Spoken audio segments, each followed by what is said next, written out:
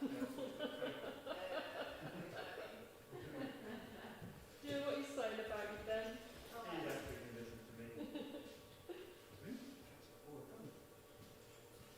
Are you taking orders now? Yeah. He's got his iPad.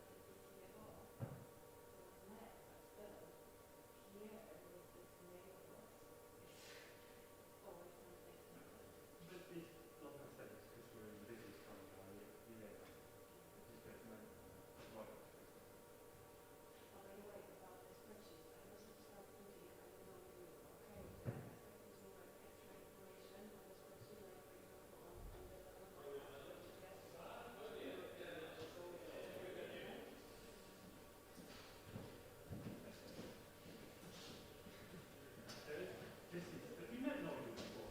No. This is the very honourable Nigel. Hi. You know, the letter that we had. Hello. Yeah.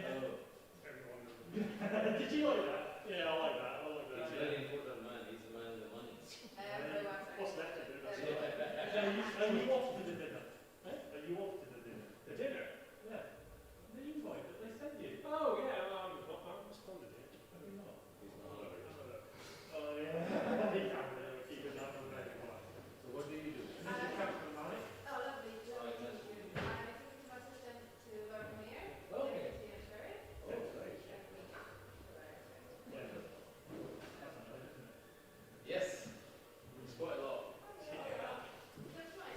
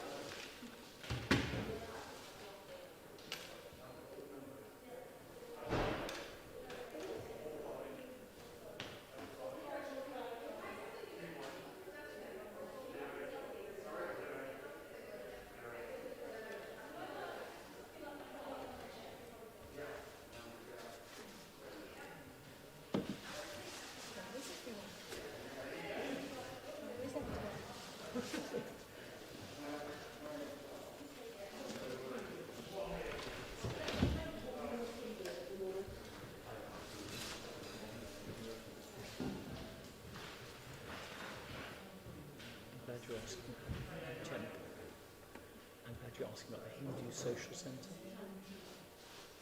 Yeah, they're making a lot of noise. They'll be making a lot of noise just by themselves.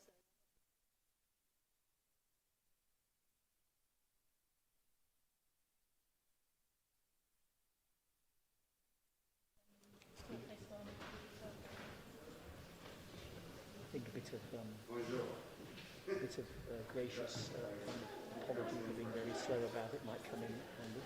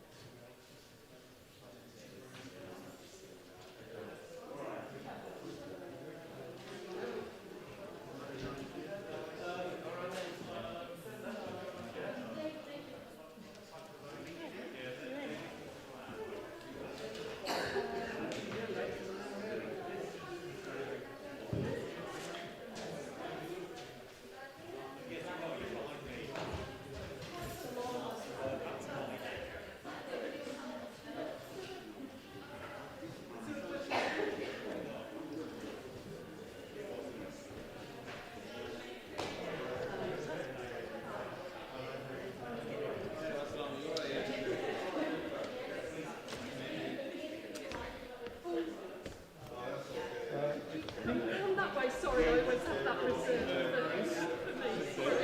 Am I here or there? I can't remember now. Let me go back and check. How you doing? Let me just check the rubbish. Are you set?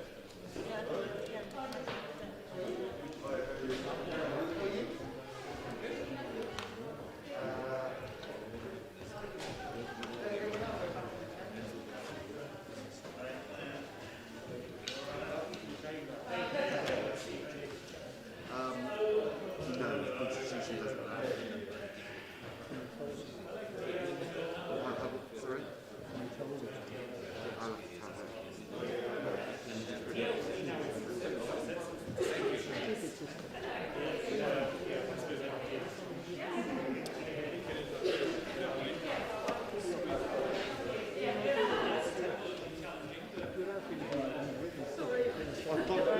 Is there any way of moving this? I don't mind that being there, but just because if I need to get in and out, that might be make it difficult.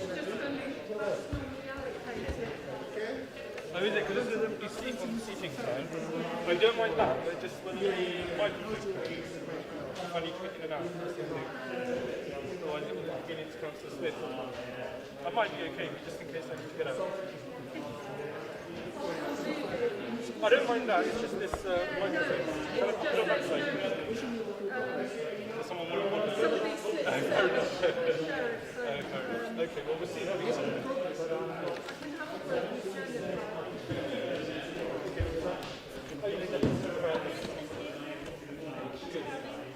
Very good, very good.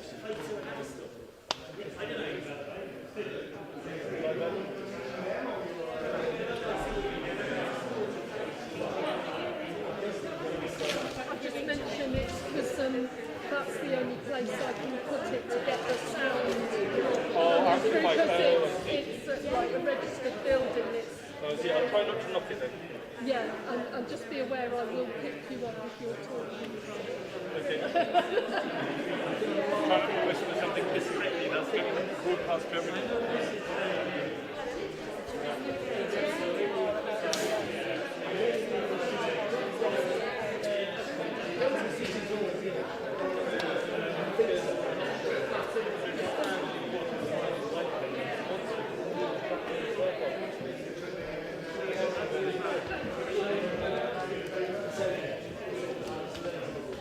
I guess it depends on the system that works for everyone.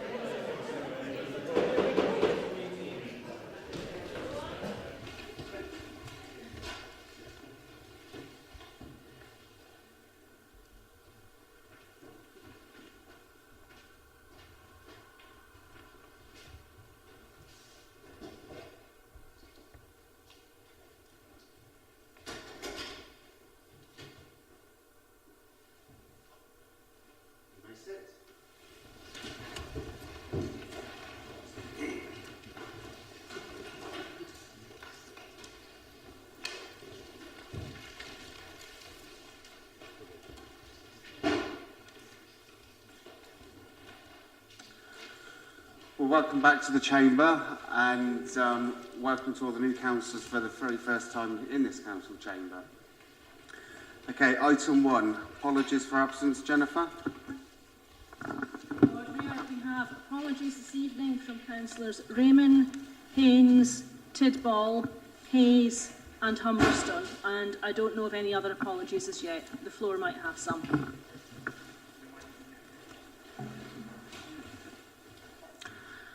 Okay, I can't see anything, so I'll take that as noted.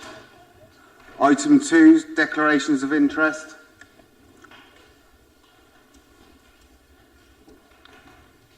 Susan?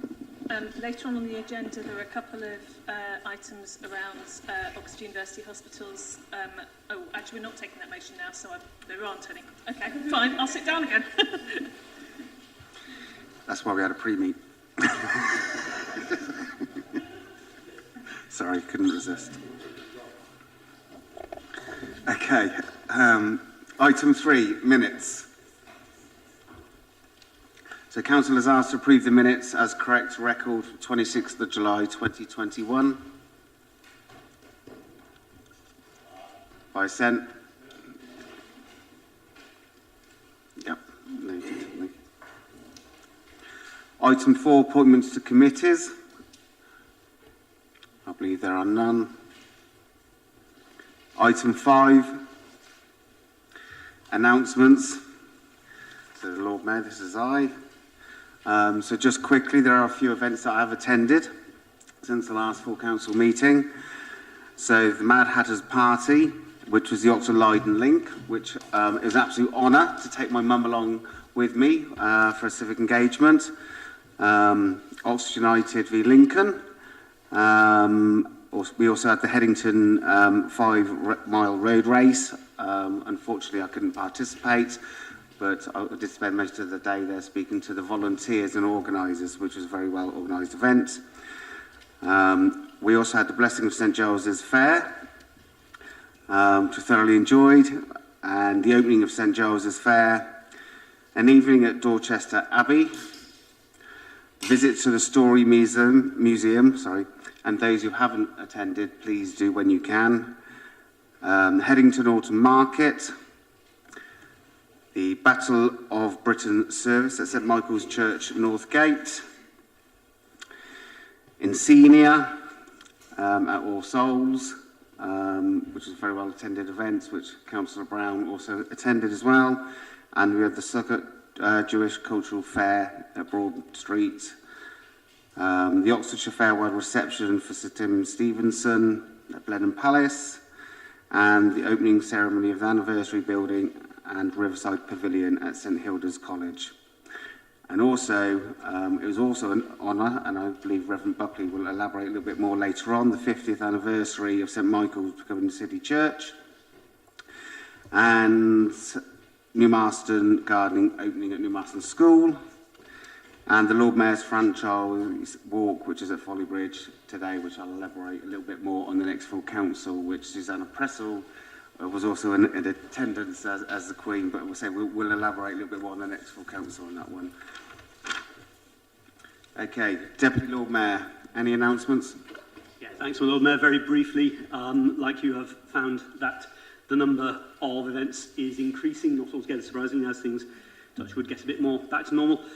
Two particularly notable ones in rapid succession, which don't feel linked, but actually I think were in certain respects.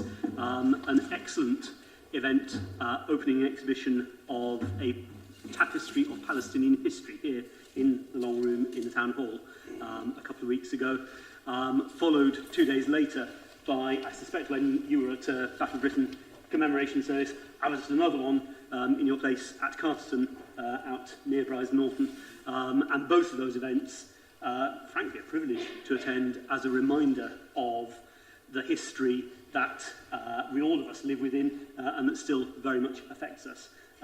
It was really good to attend both of them, so looking forward to more like that. Thanks, Lord Mayor. Thank you very much. And like I said before, that we will share these engagements out with the Civic Office, which I really do appreciate you attending those. Sheriff.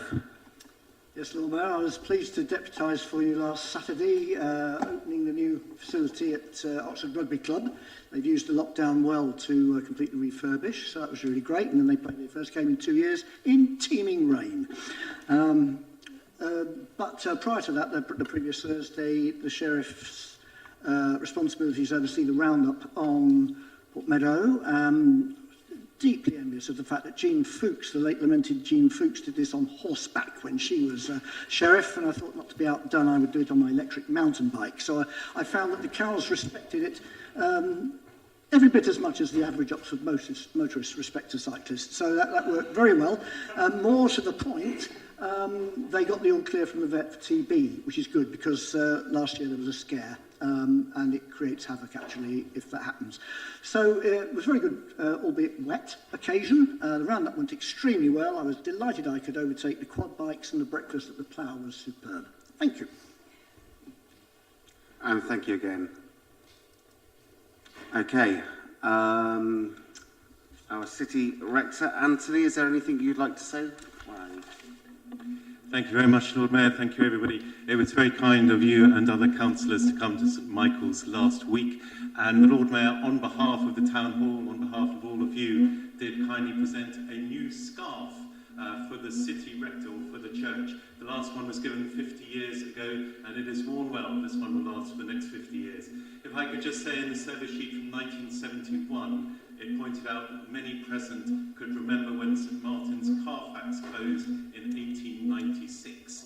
So from generation to generation, there have been people supporting you. I'm not sure if this is me making this strange noise. Am I using the microphone wrong, Lord Mayor? Okay, so my apologies. Thinking of community and people remembering you, I was speaking today with the youth work in Blackbird Leeds, and he said he's not quite sure the effectiveness of what he does, except what he just loves to do is figuratively and physically walk alongside the young people for as long as it takes to see where they get. And I thought that's not a bad description of what we seek to do, serving the community, just walking alongside people. As we may know, yesterday was the anniversary of the death of Francis of Assisi, and his great words about bringing comfort to those who mourn and bringing hope to those in despair, light to those in darkness, etc. On another note, we may know this as well, yesterday was the anniversary of the first ever appearance of Elvis Presley in public, aged 10, and he sang in a talent show and he came second. And if any of you are like me, never won anything at all at school, let's just remember that for Elvis it didn't turn out too badly in the long run. Thank you very much, Lord Mayor. Thank you very much.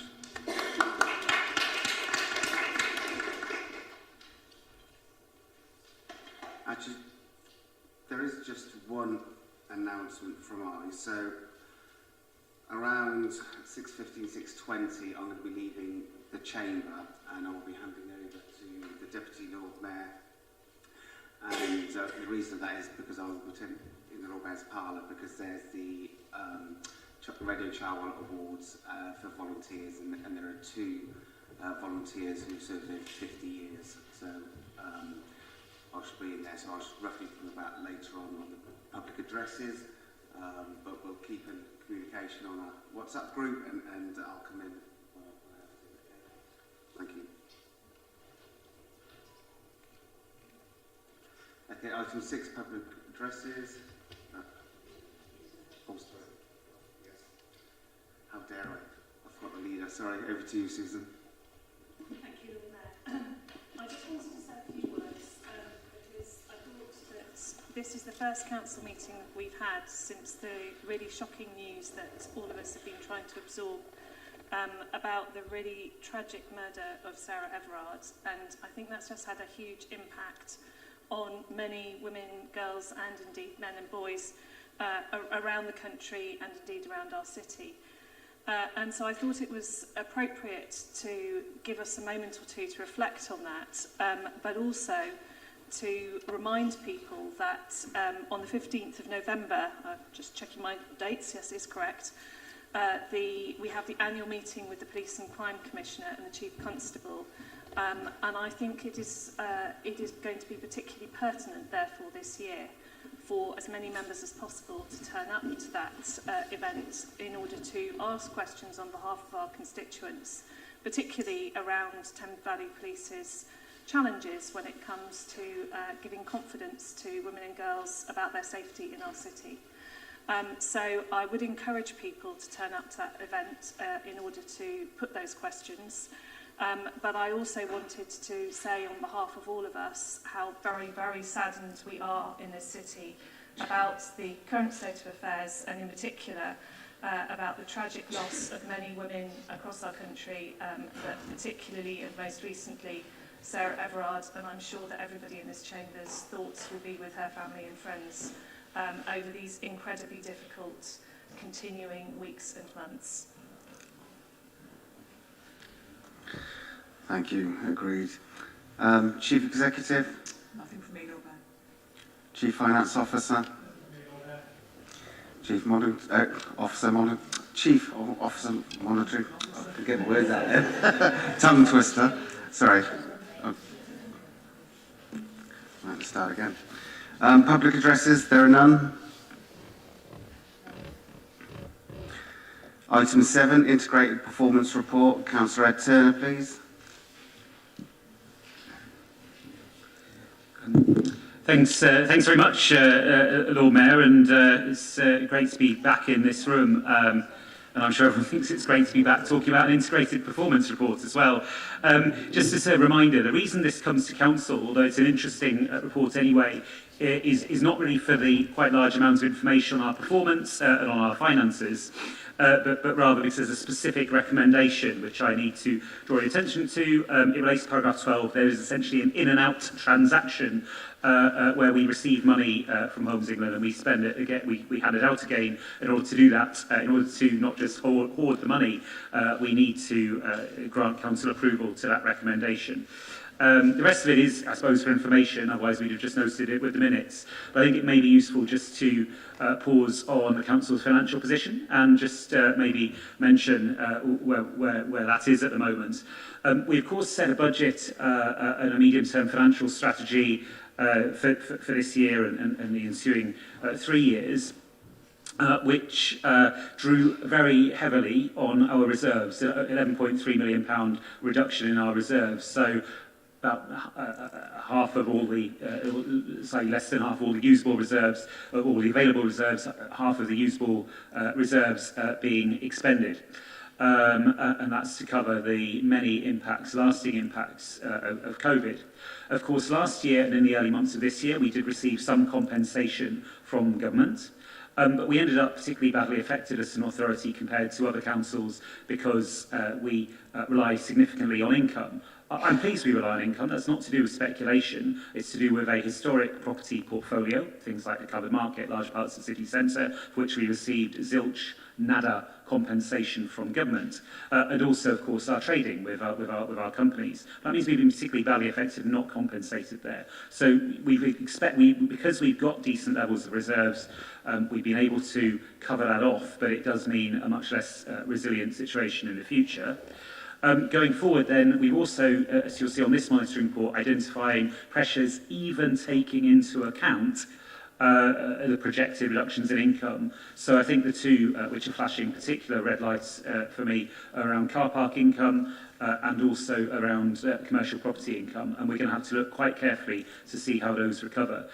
We will bring forward, I think, some revised estimates of how those things will look at the time of the next integrated report. In the meantime, I ask Council to note this, and of course I'm very happy to take any questions.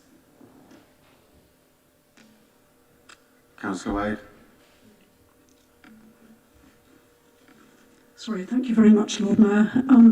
It's a question about paragraph 7 on page 37. It's Oxford Direct Services.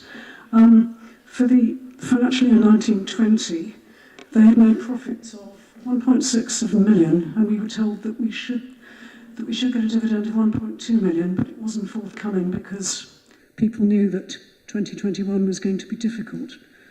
We now had, at the beginning of this year, we had the medium-term financial plan, and we are hoping to get 11.7 million over the next 4 years, but this year they are deferring any payment to us. So I wondered if you could give us some idea of when we could expect the first dividend to arrive. Thank you. Shall I take that one individually, Lord Mayor? So I would expect information to become available when they have accurate financial information that they can draw on, and when that's up and running. And I hope it will be quite soon. And I would expect some sort of dividend to be released. But I think the councillor is right to also ask the question about the medium term. And I would expect us to revise our estimates based on a revised ODS business plan, taking into account the new world that we live in. And we will include that in the consultation budget going forward in December. So I think the sensible thing, clearly some of this is necessarily uncertain. And one of the things which we've done in any case in recent times is distinguish between the areas which are very much within ODS's control, so the guaranteed elements of the dividend, and those areas which are reliant on trading, where there's always going to be uncertainty, namely where we've got contingencies against non-achievement of the income. I think we will bring forward some revised estimates of those based on the best information possible in time for the budget. And in the meantime, certainly I know Nigel is our Chief Finance Officer. For those who don't know him, Nigel Kennedy. I think all the councillors have met you, Nigel, but maybe give a little wave just so they know. There we go. Don't be shy. That's it. Is awaiting eagerly the correspondence from ODS. And I can assure the councillor he has not forgotten the expectation of the dividend. And ODS would be very happy to confirm that as well. That's very helpful, thank you. Thank you. Councillor Gants. Thank you, Lord Mayor. Thank you. I'd just like to add my voice to yours. How nice it is to be back in the chamber since I wasn't here at the last meeting, to welcome all the new councillors, still quite a lot of whom I have never met, but look forward to doing that. I'm also on paragraph 7, conveniently. You partly answered this in your introductory remarks. It's about car park income, and you said that there would inevitably need to be kept under review, but are you able to tell Council anything specifically about the contribution of the Seacourt Park and Ride, and in particular the extension? Is it fully open? If not, when will it be? Do we have any idea about the financial implications of that? Lord Mayor, what I would probably have done at that moment is defer to my colleague Councillor Tom Hayes, who's our transport lead, but unfortunately he's laid up with flu. Rather than attempting to, I mean, we do clearly have information on Seacourt as we do all of our car parks. I think maybe a useful thing, if it's okay, is for us to bear it in mind for the next monitoring report, and then we can look at it in the round. We promised some more granular information anyway around some of these areas for the next report. So if the council is happy to be patient until 10, then I'm sure Tom will be fully recovered from his lurgy, and I'm sure we can provide the information that he requires. Thank you. Councillor Wolfe. Thank you, Lord Mayor, and thank you for the report. I looked through the budget and the actual and predicted and stuff like that, and I was a bit surprised at some of the variances. A couple of them are quite obvious, really, when you look at the Knox Pens car park, Gloucester Green car park. There's 6 times and 4 times budget variance on those two, and one doesn't take much to guess why that might be.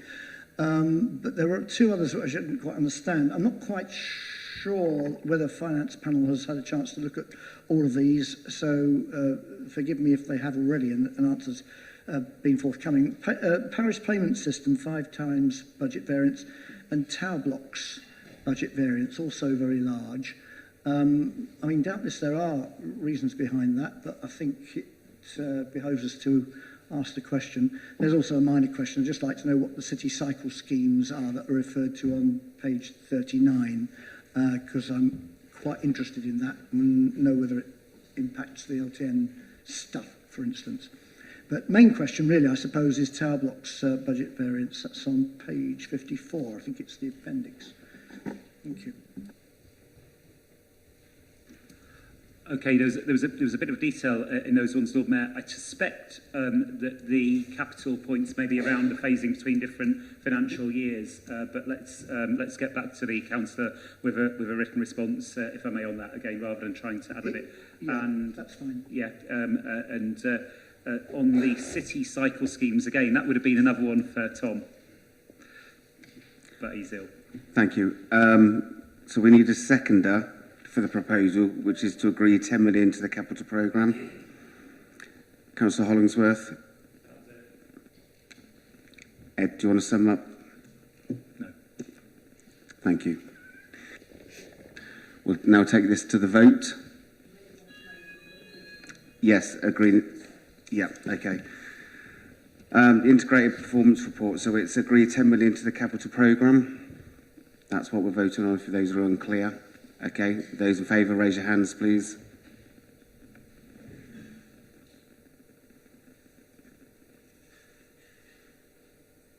That's all hands up, Lord Mayor. So that's everyone.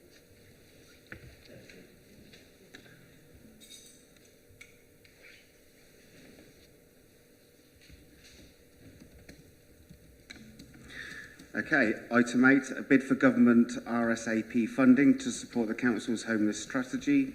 Councillor Blackins, over to you, please. Thank you, Lord Mayor. Good evening, absolutely everyone. I'd like to first take a moment just to welcome Stephen Gabriel, who's new into post. If you could just wave so that everyone may become acquainted with you. Fabulous. Yay, we get to meet in the flesh. No more Teams and Zooms. Excellent. So I'm really excited and honoured that I get to bring forward this for your recommendations today. It's good to come with something solution-focused. We all care about homelessness within the city, and really today it's just to get your recommendations that we're able to continue with our match funding of 2 million, which is going to make a big difference in the lives of those that are struggling with rough sleeping and homelessness. We know how much of a challenge it's been. We've seen how well the city's been able to pull together during COVID and the pandemic, but actually being solution-focused and moving forward. 2 beds are not really what we need. It's 1 bed to really support those that are vulnerable right now. and I'm sure you have read in good faith, I'm sure you have read the report, and I'd really just like us to move through and just be able to support this so we can move on to more valuable motions. Not that this isn't significant, but there's a lot for us to get through today, and the report is quite comprehensive, if that suffices, Lord Mayor. Thank you. Councillor Rowley. Thank you, Lord Mayor. And a quick experiment. Can you hear me through this? Yes. Excellent. Thank you, Deco, for your excellent introduction to the report. Just one further thing to point out, that not only has the scheme so far helped prevent homelessness for 107 households, it has also delivered a financial return to the council, and it has pretty consistently met our expectations for the return that it delivers. So it's an investment, as well as its humanitarian impact. It's an investment I think we can be pretty confident in. That can't be said for that many investments in this country at the moment. So an excellent report. Thank you, Deco, and I hope everyone will vote for it. Thank you. Do we have a seconder? Oh, sorry, Mike will second it. Okay, so before we move to the vote, the Cabinet recommends that the Council resolve to agree to make the budget provision for the required match funding of £2 million. Oh, Councillor Wade, yes. If I could just ask a quick question. Yes? Yes, go on. Okay, fine. Thank you, Lord Mayor. It's about the paragraph on property acquisition. Councillor Blackings, that's paragraph 14. I'm wondering what will happen if we don't get the money from the Department of Levelling Up, as it's now called. Will we still be able to continue with the 4 million from ourselves and from residents, or is the whole thing going to crash if we don't get the extra 2 million? And I've got another question, which is, I'm having problems understanding the last sentence of the first bullet point. This approach ensures no completion in the city one-bed acquisition market with the current RSAP funding initiative. If you could explain that to me, that would help.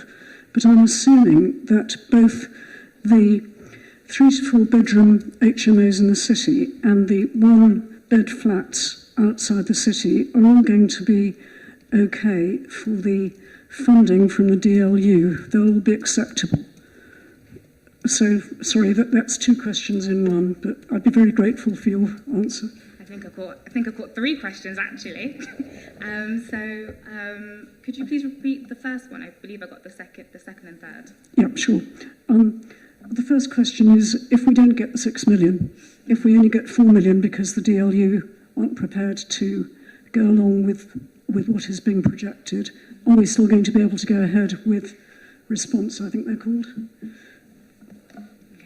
Am I best first to answer? Oh, Stephen, would you like to take this one? Oh, thank you. What we would do, if we weren't successful, we would re-qualify. We would re-qualify the programme down, so we can use the risk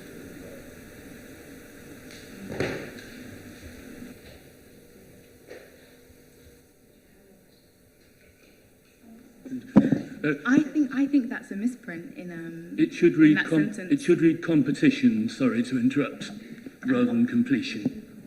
Yeah, sorry, that's a misprint there. That was supposed to be sorted from Cabinet. So the final question was, will the properties in the city, the HMOs and the 1-bed flats outside the city, somewhere in Oxfordshire, will they all be okay for the DLU funding? Will they accept all of them? All 47 spaces, effectively. Before I misanswer, Stephen, can I just compare with you on that one? Again, what I would suggest is that they are in the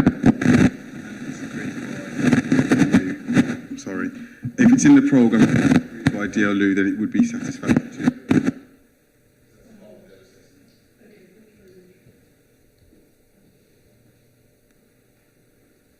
Okay, we're happy with that, yes? Yeah, I'm happy. Thank you very much.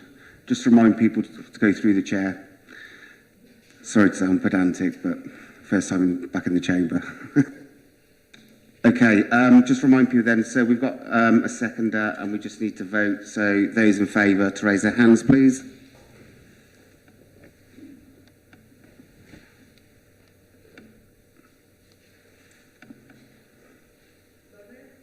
Both, yes, yes. That's everybody, Lord Mayor. Thank you. Okay, item 9, decisions taken under Part 9.3b of the Constitution. Councillor Brown, the floor is yours. Yes, I move the report which is for noting by Council.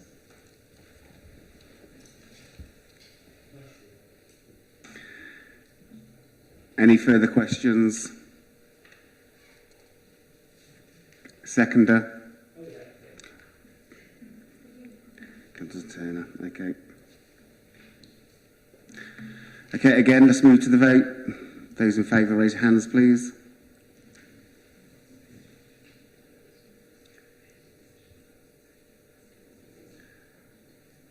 Did everybody hear that on this side?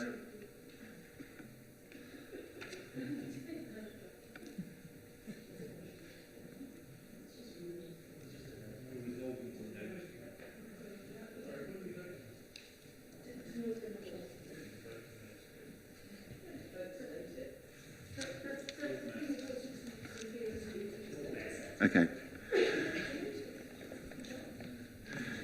Okay, can we carry on with business, please? Thank you.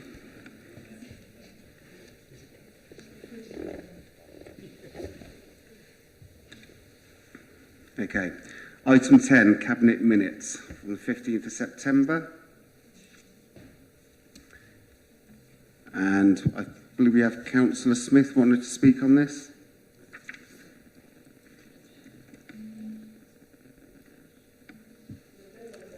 No? Okay. Councillor Wolfe?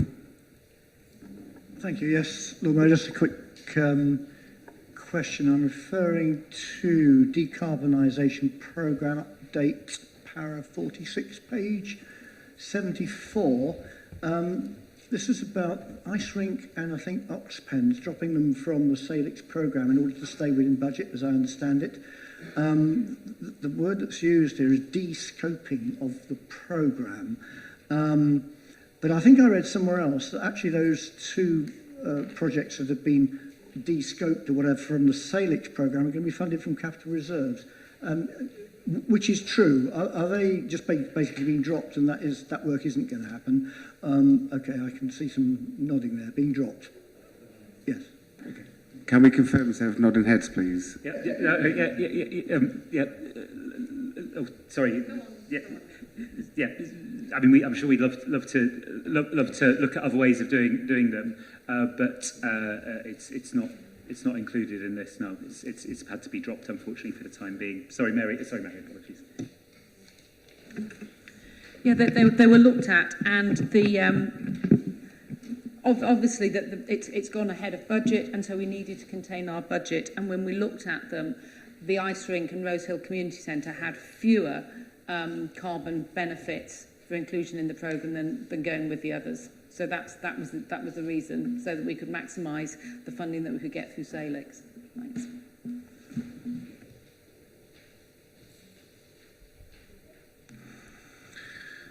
Yes, sorry, Chris. That's me, I suppose. I don't know if there are other Chris's. A question about the minute on council tax reduction. So the minutes note that we are seeking to respond to budget pressures, and there's a consultation out which along those lines floats possible schemes that can save money on the CTR scheme. All of the options that are in that consultation, at least to some degree, erode the 100% CTR reduction tier. Is that something that Cabinet discussed? Did it consider putting forward other options? Basically, did it come up, and if it did, what was said on the topic?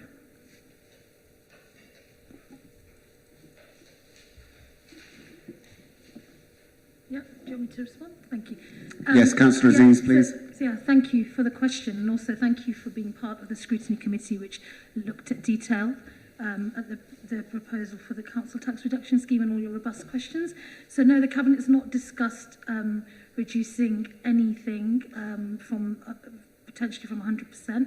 As you know, there's a consultation that's been drawn up, and whatever the outcome of the consultation is will be a transparent process, so no decisions will be made on anything at all. Thank you. Thank you. Thank you, Councillor Smoten. Is that it? Am I allowed to follow up? Is that okay? No. Right. By email, of course. If that's it. You can ask a different question, but not a follow-up. If you want to ask a follow-up, you can do that by email. I think this would constitute a follow-up. I'll have to do that by email. Thank you very much. Appreciate that. Okay, that's for now.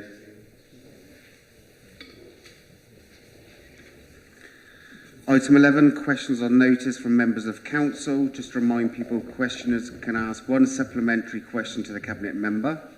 The Cabinet member answers this or undertakes to get this answer. No cross-discussion, no other questions, nothing other than members. So 3-minute questions, 3-minute answers from Cabinet members only. Preferably less time than that.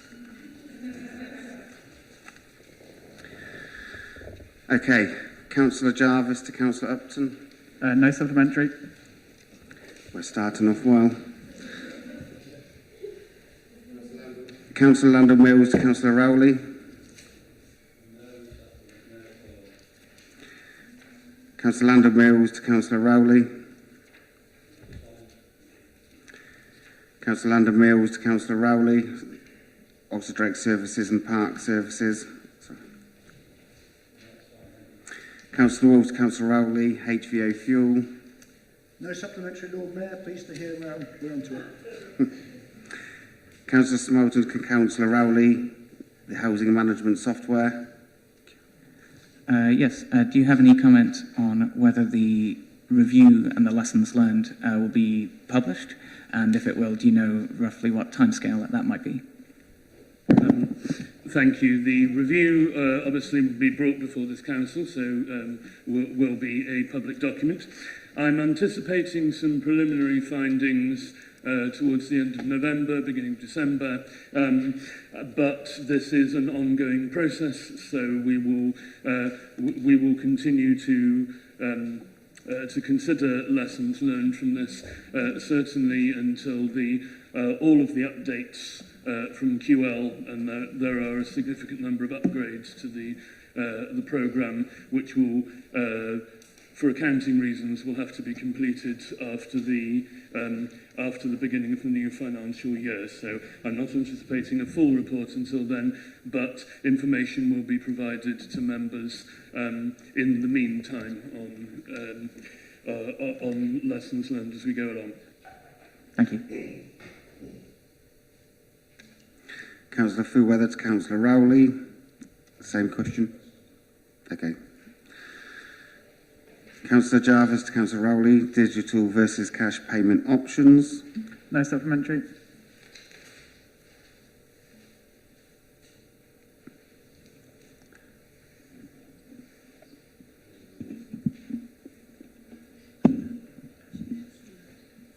My apologies. Councillor Fuweather to Councillor Rowley. Council email service. Councillor Moores, Councillor Rowley, vehicle, fleet and cargo bikes. Yeah, supplementary question. Thank you very much for providing details of the breakdown of ODS's vehicles and the fact that you're exploring the greater use of e-bikes. I'm a bit concerned that there has been mention of limitations of ODS using larger bikes because of the majority of ODS services requiring tools and equipment. And so I'd like to explore, does the Cabinet member acknowledge, or at least the representative answering today, that some ODS services can be carried out using larger bikes, such as cargo bikes that are adapted to carry tools around the city centre? Thank you. Thank you. And, well, obviously, yes, because we have some e-bikes and are procuring more. However, as I'm sure you understand, a lot of the work that ODS does, certainly most of it, requires a vehicle with a more significant cargo carrying capacity, especially since we are moving in ODS to a situation where a worker who turns up on somebody's doorstep to fix a particular problem, and the problem turns out to be not quite what was expected, should have the flexibility then to carry out a slightly different piece of work, or if they spot something else that is wrong, to fix that straight away rather than having to come back. And that in itself reduces the number of miles, reduces the use of vehicles, but it's not possible by carrying a few tools on a bike. ODS operatives do need to be quite comprehensively equipped.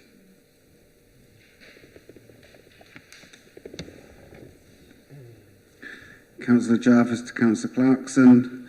Changing places, toilet grants. Thank you. And thank you for the response. And it's good to hear that there are plans in place already for changing places, toilets. It would be helpful if we could have some clarification if there are any additional plans to secure additional funding from this pot for further changing places, toilets than the ones that are described in the written response.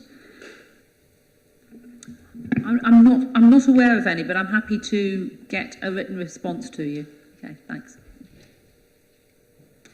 Councillor Jarvis to Councillor Rowley. Empty homes.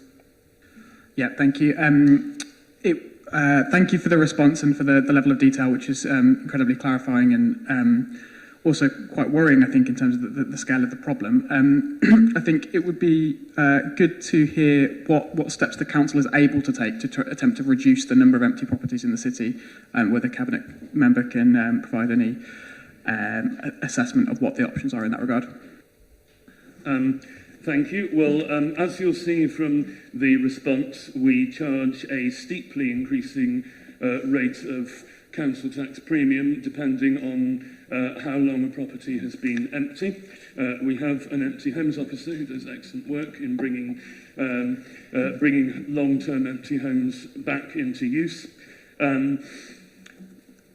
However, as you'll see, nearly half of the empty properties in the city are those that are empty for a short period of time while renovations are being carried out or arrangements for sale or for probate are being made, and that's a perfectly legitimate thing for a property owner to do. So it would be misleading, I think, to count those as empty. When I first came on the council, there were, if my memory serves, just over 900 long-term empty, that is, empty for more than 6 months homes. There are now just under 600, so progress has been made. We do suffer, though, from the buy to leave empty, buy to invest. Thank you, Councillor Rowley. Particularly in the city centre. We will continue to do all we can. Thank you very much. Councillor Wade to Councillor Clarkson. Oxford Half Marathon arrangements. Thank you. No supplementary. Councillor Wade to Councillor Clarkson. Major event debriefing. I do have a supplementary on this one.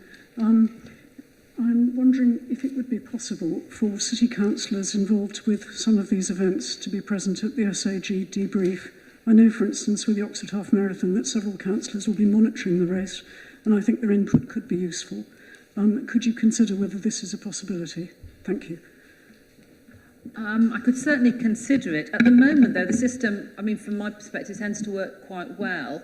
So there's debriefs after May morning, St Giles Fair, things like that. And normally the officers, particularly Paula Redway, our cultural development manager, does speak to me fairly regularly about any changes and any issues that have been brought up. And I'm happy to share any of those more widely. I mean, I don't go along to SAG because it's more for the sort of the experts, but I'm happy to feedback anything that comes out of them. Councillor London Mills, Councillor Clarkson. Cleaner Thames. Thank you. When do you think you'll get a response from DEFRA? And how will it be advertised? Okay, the timescale is, as it says here, that it has to be submitted by the 31st of October. We should have had a response from DEFRA, one way or the other, by the end of the year.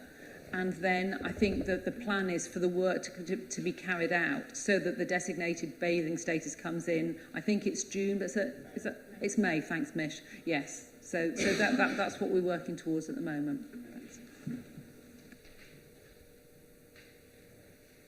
Thanks. Councillor Wolfe, Councillor Clarkson, bathing water status application.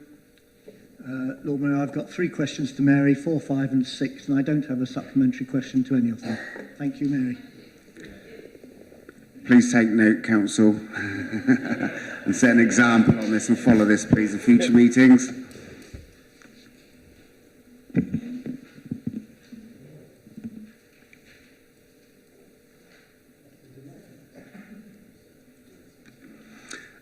Councillor Miles, Councillor Clarkson, out of hours noise service.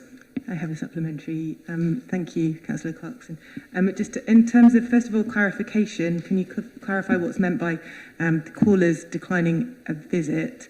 And then my supplementary question is, do you actually track the number of complaints regarding licensed premises that come through the noise service? Because residents really see this as a service as a key mechanism to express their concerns around licensed premises. And I know that during the time period that we specified in the question, there were significant concerns that were raised regarding at least one licensed premises. Thank you. Yeah, we on the can you just repeat the first point? Sorry. Yeah, so the written response says visits were made to 42% of calls. Yes. Yeah, and then 58% of callers either declined a visit or could not be contacted, which seems rather strange since they were the ones that were making the call about a visit. So what was meant about that, please? I mean, I think that a lot of the calls are made late at night, and they really the desire is that environmental health contact the causes of the noise nuisance and get them to shut it down. But then once the event has passed, I think a lot of them simply just want to get on with their lives, and it's only if it's sort of every day or, you know, it becomes a sort of a very regular event that they pursue it. I think that that's what it is. But so I can, referring I can to the following. Thank you. No cross discussion, please. Can I just yes, and please. then on your point about licensed premises, yes, we do. I mean, the difficulty sometimes is in areas where there are a lot of licensed premises, and a resident will ring up and say, look, there's a lot of noise and disturbance. It can't, where you've got a lot, they can't always pinpoint where the source of the problem is. Sometimes it's people who are out and about in the streets who may have been to any number of premises.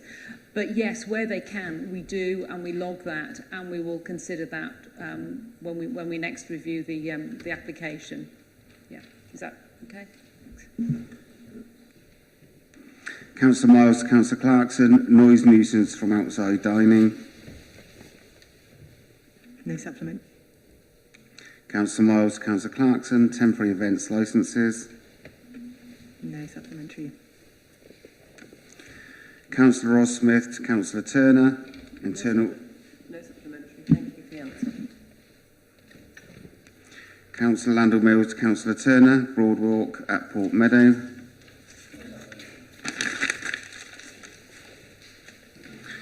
Councillor Wolfe to Councillor Hayes, roof brush shelters. I believe Councillor Brown may answer these. It's okay, Lord Mayor, I don't have a supplementary question. They're fully answered. Thank you. Councillor Wolfe to Councillor Hayes, LTN programme. Likewise, yeah.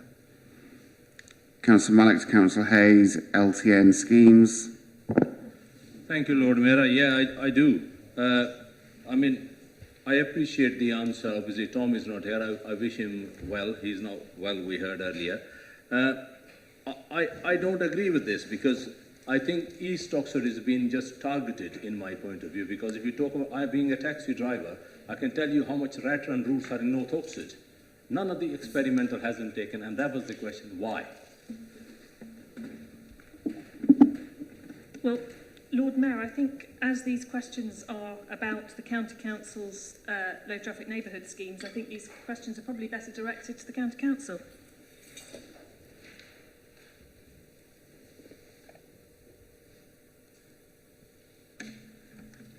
Councillor Malik to Councillor Hayes. Sorry, after Susan's comment there, are you happy not to add a supplementary and address those to county? No, I want want to ask the supplementary? on the Okay, next one? Councillor Malik to Councillor Hayes, LTN schemes data. Yeah, thank you. But I have asked that question first, and City Council have failed to provide the data. Because the last recording, if I heard it correctly, the most polluted at the St. Clements were the buses. So, still no data. They talk about the consultation with the communities. I haven't heard, again, anything back from the Carvey Road businesses or the faith groups. And thirdly, talk about the opening shopping streets and the local communities.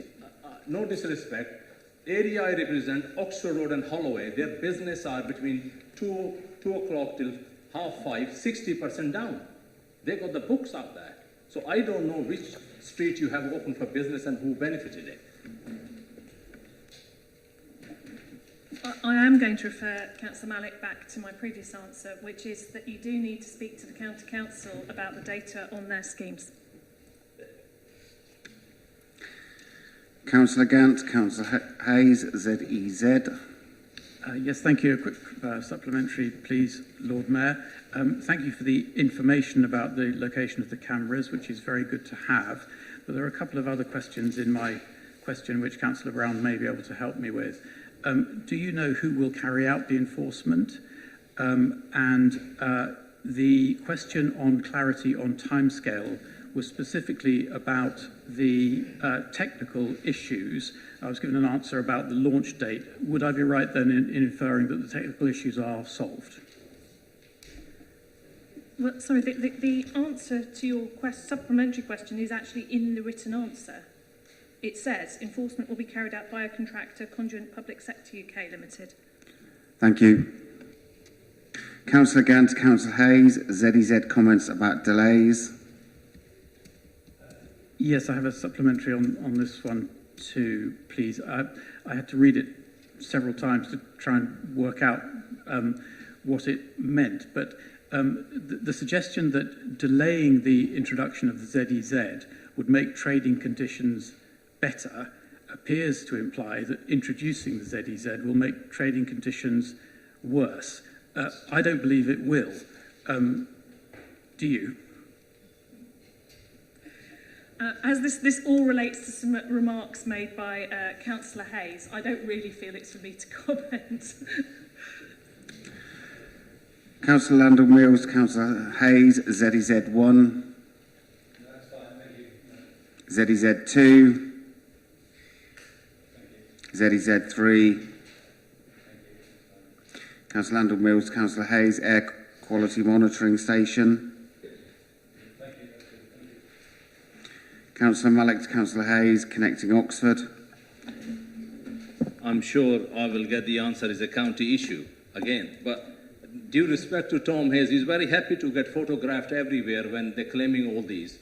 And to be honest, this council cannot get away, especially the Labour administration, because you are the big partner running the county council. It was an old slogan. You can say they're running the county. No, you guys are running the county. You are responsible. You're only claiming the credit where you want to be, and then you want to wash your hands off. But then again, there is nothing... It's not a question. Let's leave it there, please. Thank you very much. Yeah, go for it. Councillor Gant, Councillor Hayes, Westgate car park charges. Yes, thank you, Lord Mayor. This is about the, what I understand is the arrangement between this council, the City Council, and Westgate over their car park pricing policy, which, as I understand it, commits them to have regard to charges in City Council-owned car parks. I haven't seen any evidence that they've done that since the Westgate opened, and the answer appears to suggest that that undertaking has been parked until the implications of Connecting Oxford and the ZEZ are known. Is that right? No, I don't think it is right. I mean, we have had extensive discussions with Westgate about parking and parking charges and how to work more closely to encourage people to use public transport whilst getting to Westgate. And I think they remain keen to be engaged on those issues. So whilst we don't have the power to require them to work with us, I think they have been quite engaged on in those discussions. Councillor Landon Mills to Councillor Hayes, Seacourt Park and Ride.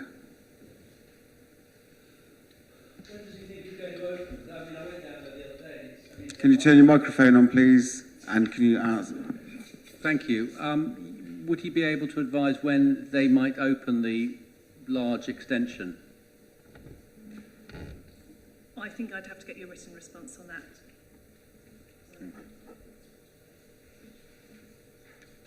Can you turn your microphone off, please?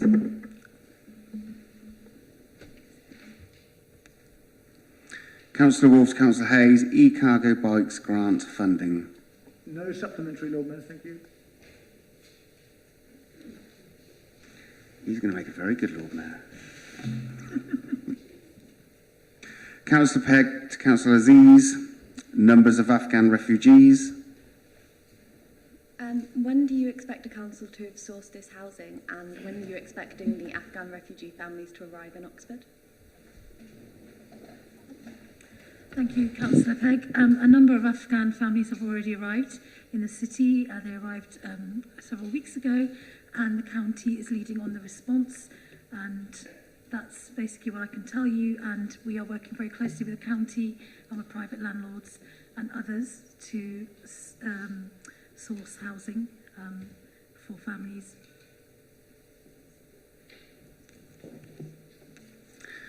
Councillor Pegg to Councillor Aziz, resettling Afghan refugees. No supplementaries on the next two, but then on the SA4, I do have one.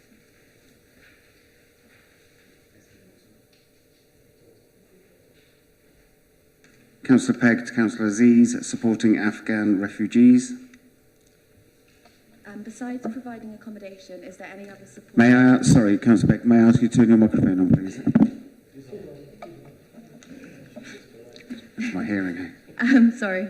Besides providing accommodation, is there any other support or any other services the council expects to provide for Afghan refugees? Thank you, Councillor Pegg, for your concern and questions about Afghan refugees. So the council is working very closely with third sector organisations across the city, including Asylum Welcome and others, and we are providing support to them in terms of a coordinated response.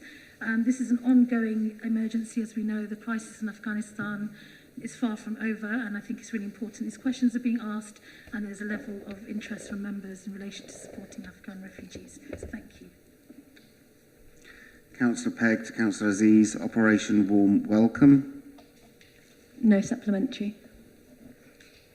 Councillor Malik to Councillor Aziz, rehousing Afghan refugees.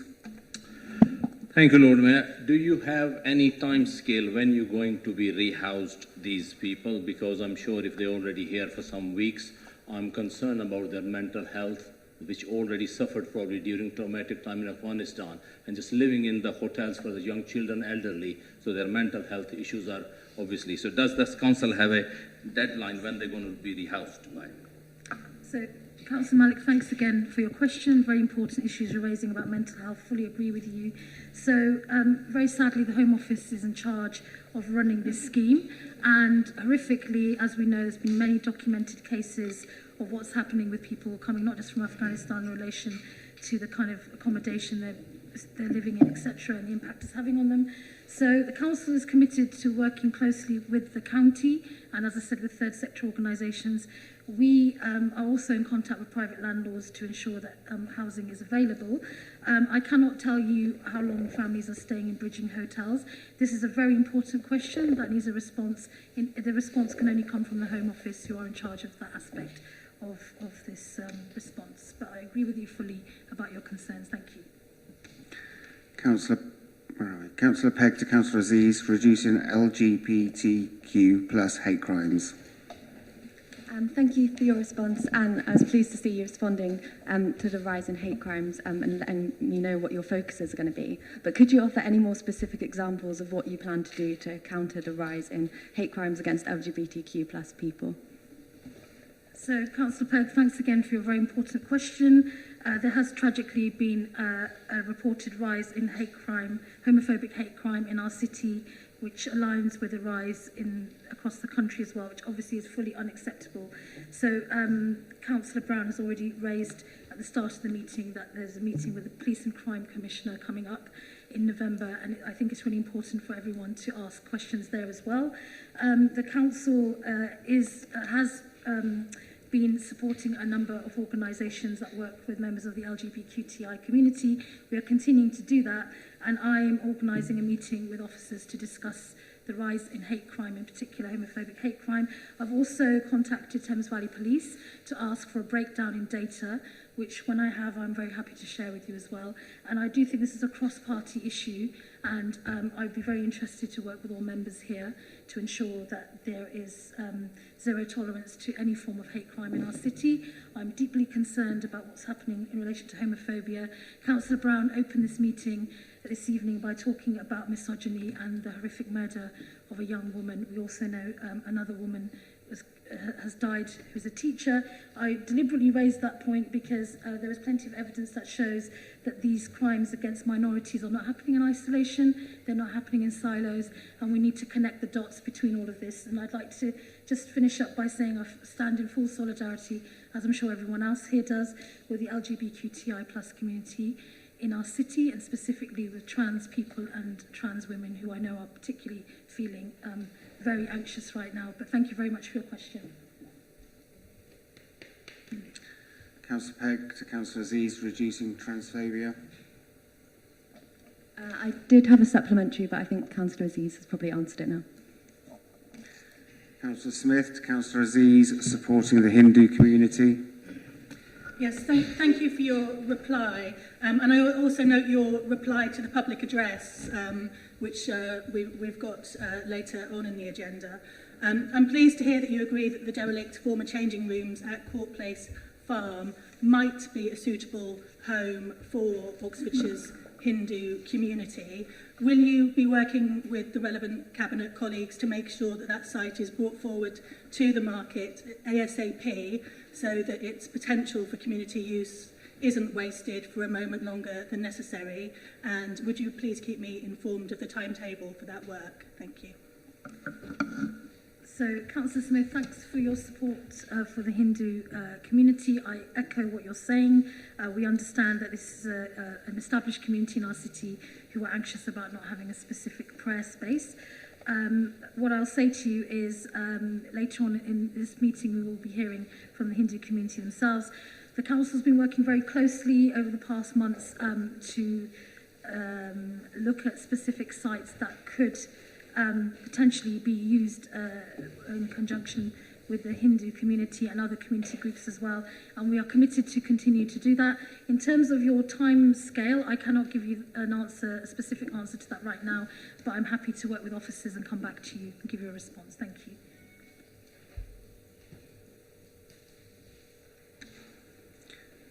Councillor Malik to Councillor Arshad, support for a Muslim cemetery.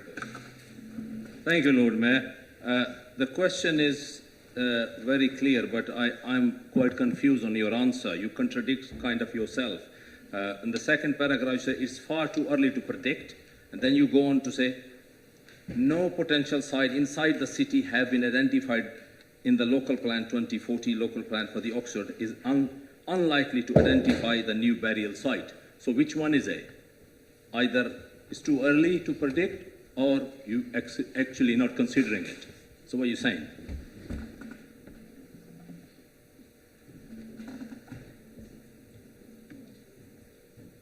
Yeah, we have looked through quite a few sites, and can you hear me? Sorry, I took my mask off.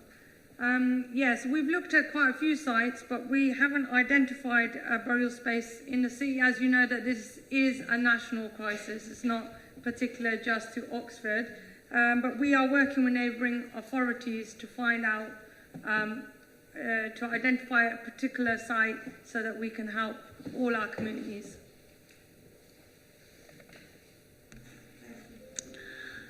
Councillor Smith to Councillor Arshad, no Mo May verges.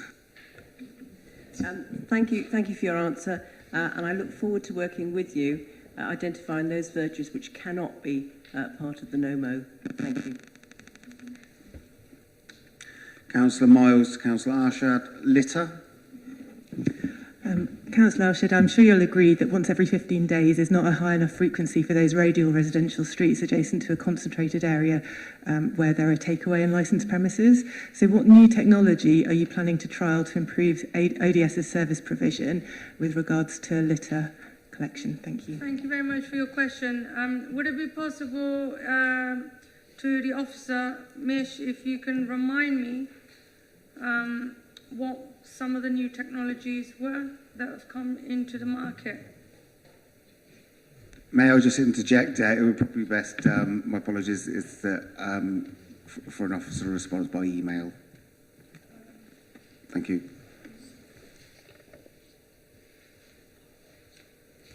Councillor Landell Mills, Councillor Arshad, Green Flag Scheme. Councillor Malik, Councillor Arshad, Community Facilities at Cowley Marsh Park.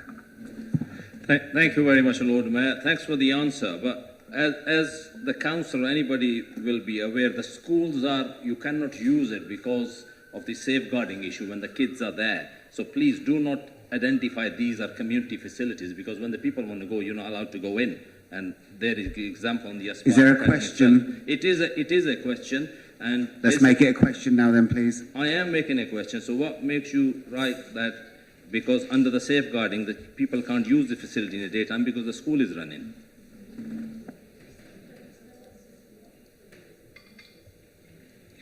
Sorry, was that a question? More of a comment. Let's move on to the next one, please. Councillor Pegg to Councillor Arshad, reducing paper recycling going to landfill. No supplementary. Councillor Pegg to Councillor Arshad, public water fountains. No supplementary. Councillor Jarvis to Councillor Arshad, felling mature trees on Howard Street. Yeah, will the council be committing to replacing the tree? Thank you for your question. We are looking at making sure that it's completely looked after, and obviously, yeah, we're doing our best to treat it.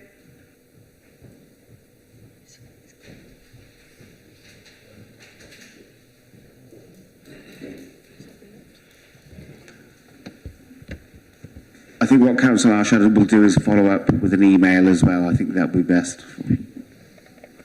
Thank you.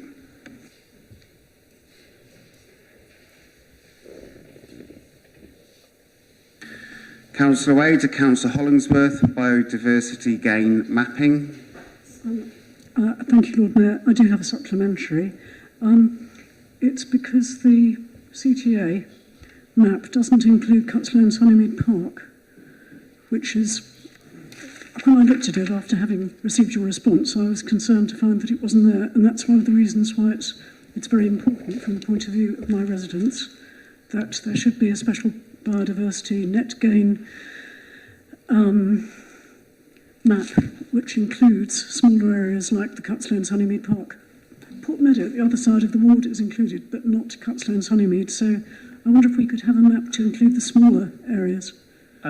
I'm assuming that I can answer that as if it were worded as a question. I have seen the map with Cutslow in it.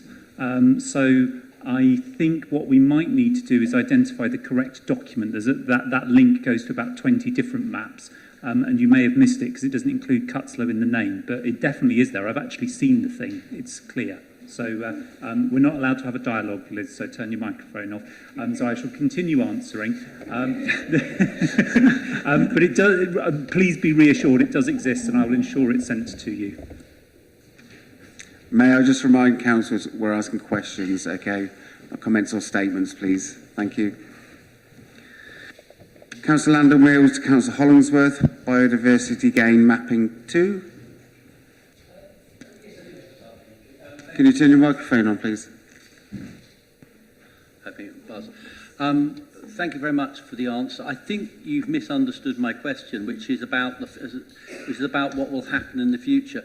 We will get, the reason it's important is we will get a lot of sites from biodiversity net gain. These may be within the map area, they may not. A lot of developers will have lands that they will put forward.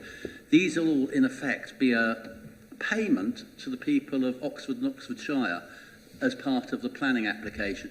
It's therefore very accurate to have a record of what has actually been agreed, not what is proposed. And what I'd like to see, and my question is about, is will there be a map of the actual agreed Yeah, sites? I completely understand that, and this is the first time I've actually seen the wording of your question, because when it was sent to me, it was identical to the wording of question 1, hence my answer being identical. So I think the answer to that is yes. I would certainly say, having spent a considerable number of hours of my time and officers' time answering these questions, I think it can safely be said there is a need for such an easily accessible map so that it can be sent to councillors such as yourself and indeed anyone else who is a member of the public. It should be slightly easier to find than I found it. So the answer to your supplementary is yes, and I do apologise for answering your original question in the way that I answered it, because that is not how I think it was written in the original question list. Will this... No. I think That's I said it. yes. Thank you. Moving on So to whatever next you one. were saying then, yes. Yeah, thank you. Can you turn your microphone off, please?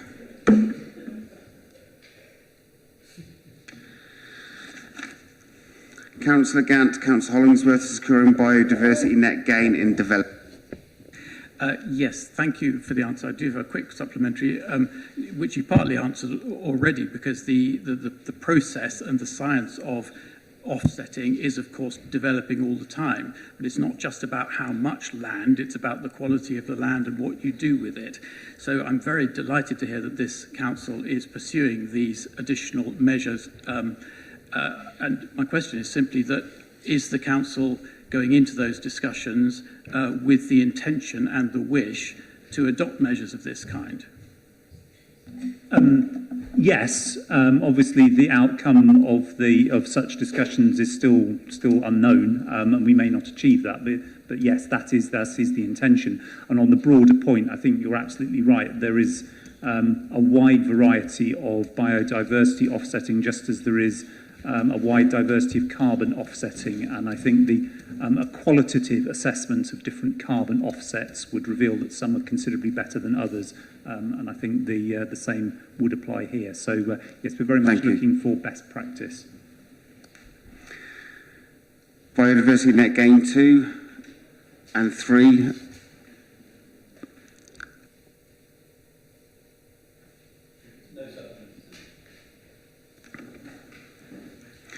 Councillor Wade, Councillor Hollingsworth, Oxford North biodiversity offsetting. Yes, thank you, Lord Mayor. I've got a supplementary. Would you accept that the Friends of Cutslow Park had no knowledge of the offset intended for the park until I showed them the statement in July of this year that in fact it hadn't been provided to them? This one has been a fun use of my time and officers' time. I think what you showed them was not actually the proposal, hence the confusion and all sorts of difficulty. I think what you showed them, I believe, was a draft. I'm completely innocent. I'm not saying that you did it incorrectly. I think you were provided it in good faith by a planning officer who hadn't realised it had been superseded by discussions with the ecology team. That was a very unusual hack. Thank you. So I think what you shared with the Friends of Cutslow Park was not actually what was eventually proposed. What was proposed is, as I've laid down in the answer, what had already been agreed as part of the biodiversity, get the words correct, the Green Spaces Biodiversity Review and the Cutslow Park Management Plan. So what you showed them, I think, entirely in innocence, was a superseded draft that had been overtaken by events and was provided to you in good faith but inaccurately by a planning officer. I'm still waiting for that to be completely confirmed. That's the only explanation that I have that makes any sense. Can I just No, refer to that, Lord Mayor, no. because it is You can important. follow this up with an email, please. Thank you. I think that's probably Yeah, unreasonable. okay. Yes. I merely want to say that that was the final report that was given to me by Savills at a meeting with members of the Oxford North TWO group. And, I then shared it to all friends. I can say is that the council's officers have assured me that, and I'm slightly leaping ahead to the next question, that no hedge is involved. And the proposals are for the improvement of the grassland, which anyone who's been on the park run is the long grass in the bottom corner as you come round next to the wood, a project which is already underway and which is funded through that, and that's the one that's referred to throughout. So, okay, in which case I'll absolve the planning officer who sent you a draft report completely, and I am, as you are, I think, at a loss as to what Savills showed you. Councillor Gant, Councillor Hollingsworth, biodiversity net gain from Oxford North. I think we've probably talked about this enough. Thank you, Lord Mayor. If that was a question, can I say yes? Without getting much enlightenment. Councillor Gant, Councillor Hollingsworth, Oxford North access from sites. Well, first of all, thank you for your congratulations, but I think reports of my importance have been very much exaggerated. Just simply, okay, without worrying about who is responsible for it, do you think that the emerging facilities for active travel in and out of the Oxford North development are good enough? In terms of, are they acceptable to the Highways Authority and therefore to the Planning Authority and were recommended for approval to the Planning Committee? Yes, and that is the test. Do I think they could be improved upon? Yes. Councillor Gant, Councillor Hollingsworth, cycle and pedestrian access to Barton Park. No supplementary, thank you. Councillor Pegg to Councillor Hollingsworth, Horsefield EIA. Yeah, so thank you for your answer. And I'm aware that an environmental impact assessment isn't legally required for the Horsefield site. However, given the immense level of public concern about biodiversity loss, which construction on the site may cause, would it not be beneficial to ask the developer to carry out an environmental impact assessment anyway? No, because I'm not sure that would actually helpfully address the issue. The policy, the site allocation policy, lays out a list of biodiversity requirements which any planning application will have to address, and I think that is the better scale. An EIA is done at such an enormous scale, as my initial answer makes clear. I'm not sure an EIA is actually the practical tool to use in this case. I think the biodiversity research which is going to be required for that planning application, as any planning application would be, but particularly this one as specified in the policy, is a better way forward. Thank you. I'm now going to hand over to the Deputy Lord Mayor.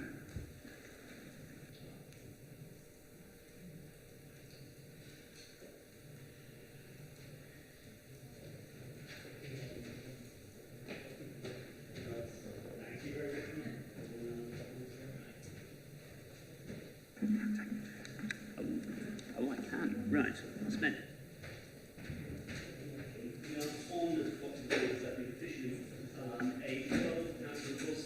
To Councillor Hollingworth, Warren Meadow, housing stability. Thank you, Deputy Lord Mayor. Thank you for the answer. It's good to see a full response, but I do have a supplementary. There are still concerns, actually, about the soakaway.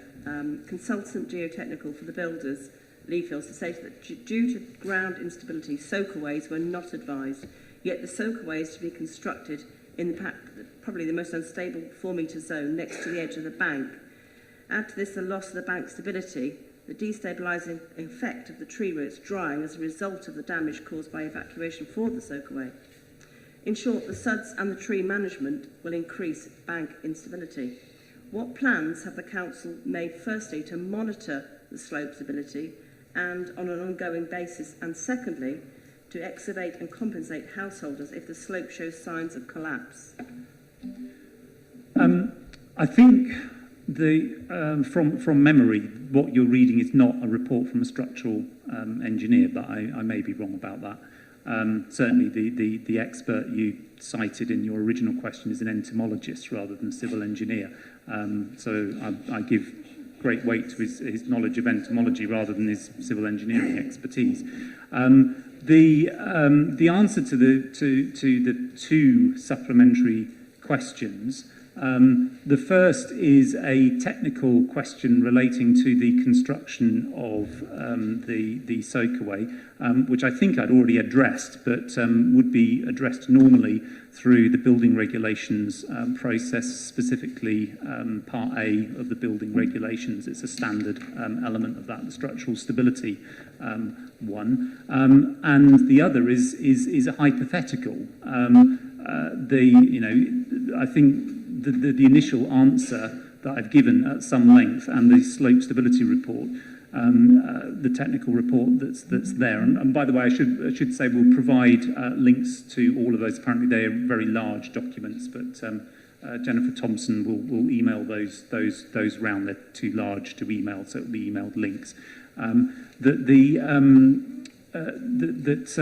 there's no indication that the slope is unstable or will become unstable. So clearly, if that were to change, which is not currently predicted, then appropriate action would be taken. But at the moment, you're asking me to hypothesise about something which is predicted not to happen. Okay, thank you very much. We're on to questions to the Leader of the Council. Councillor Malik to Councillor Brown. Thank you very much for your reply, Councillor Brown. I think, Lord Mayor, through you, I think it could be I require either answer from the leader or probably the head of the legal. If this is prerogative by the leader who she wishes to conclude in the emails. Today I send an email to planning, so it's going to, in reply, planning members. So it seems like somebody wants to know, each councillor, what it does, but in your answer, when you say the idea is to put it to dealt in appropriate time scale, due respect to any of the officers or the councillors, it's not working. Because Councillor Malik, is this a question? It is a question. Okay. I also want to like to know, to hear from the legal. So what, by constitution, can that be copied into the Councillor, MP I think these are questions to cabinet members rather than to officers. I think a question to an officer should be Sure. addressed to an officer via email or, sure. or otherwise Go outside ahead. the meeting. Go ahead. Perhaps conduit. Thank you very much, Deputy Lord Mayor. Councillor Brown, thank you for your very measured reply on this topic, which has been going for 50 years now. I do have a supplementary question. I wonder if you could ask the officers if they could provide a costing for the Broad Meadow, its setting up, the artwork and its taking down. That would be extremely useful in considering how Broad Street are considered for the future. Thank you. I mean, I believe all of that is already in the public domain, so I don't think there's. I need to ask officers to do that. I think you just need to look at the reports. Okay, thank you. Councillor Landon Mills to Councillor Brown, City Centre Business Plan. Councillor Landon Mills to Councillor Brown, Economic Development Strategy. Councillor Miles, Councillor Brown, Town Hall Picture Frames. Councillor Miles, Councillor Brown, Town Hall Art Archives. Yes, I'd like to say thank you to Councillor Brown and to the council officers for their commitment to work on this issue and engage. Would the council be open to, in principle, receiving works of art on loan from other institutions to improve the diversity of portraits in the town hall? Thank you. Speaking personally, I'd be delighted, yes. And I think that we do recognise that there is an issue, but we do have a problem because of the listed building status of the town hall, and clearly loans is the way we'd wish to go, I think, unless anyone wishes to gift us some art, because I don't really feel at this particular moment in time taxpayers' money in Oxford should be being devoted to art for the town hall. I think we have bigger calls upon our time and our money. Thank you. And finally, Councillor Wolfe to Councillor Brown, Restart Grants, etc. Thank you for the answer. No supplementary. Thank you. Thank you very much, colleagues. I suspect we got through a record number of questions in a relatively record time. My agenda here now says take a break, which I think is not an advert for a chocolate bar, but probably means we should do that. Jennifer.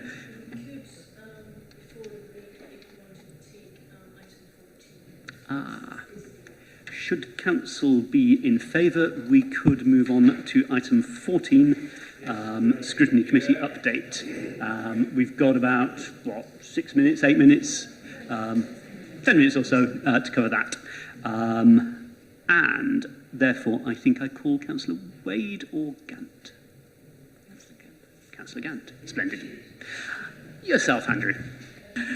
Thank you very much, Deputy Lord Mayor. And in case anybody is wondering why it's me and not my colleague, Councillor Wade, it's because this is the annual report of the Scrutiny Committee for the Council year 2021, which finished in May, during which period I had the honour to chair the Scrutiny Committee. So I won't talk about it in any great detail because it's a very good report, which you've all read. But I must just begin by thanking all members, both those who are still here and those who left us in May, who have contributed to scrutiny during that year. There are many of them, as you will see with looking at the report, and that is a good thing. In particular, I'd also like to extend my thanks on behalf of the committee to our excellent scrutiny officers and other officers who've supported the committee, in particular John Mitchell and of course our scrutiny officer Tom Hudson, who is absolutely first class, as you all know if you have read my report, because he wrote it. It was a strange year, as of course we all know, not just because of the pandemic, but because we had didn't have a scrutiny officer for part of it, and then it finished with a period of purdah, which meant that the committee did not get through as much business as it would do in a more normal year. If there is such a thing, it's difficult to remember. Just picking out a couple of themes rather than details, the committee has spent a lot of time thinking about how to monitor the performance of the council, what targets to look at, when to revisit them, how to evaluate them, with a great deal of detailed input from committee members on that. It had the opportunity to look at the question of how to engage with citizens, an absolutely crucial issue, but quite a difficult one, I think we'd all agree. It looked as well at issues beyond the work simply of this council, regional issues like the strategic vision for Oxfordshire and the emerging draft text of the Oxfordshire Plan 2050. And if anybody hasn't yet done so, you've still got 4 days to respond to the Regulation 18 Part 2 consultation. That trips off the tongue very nicely.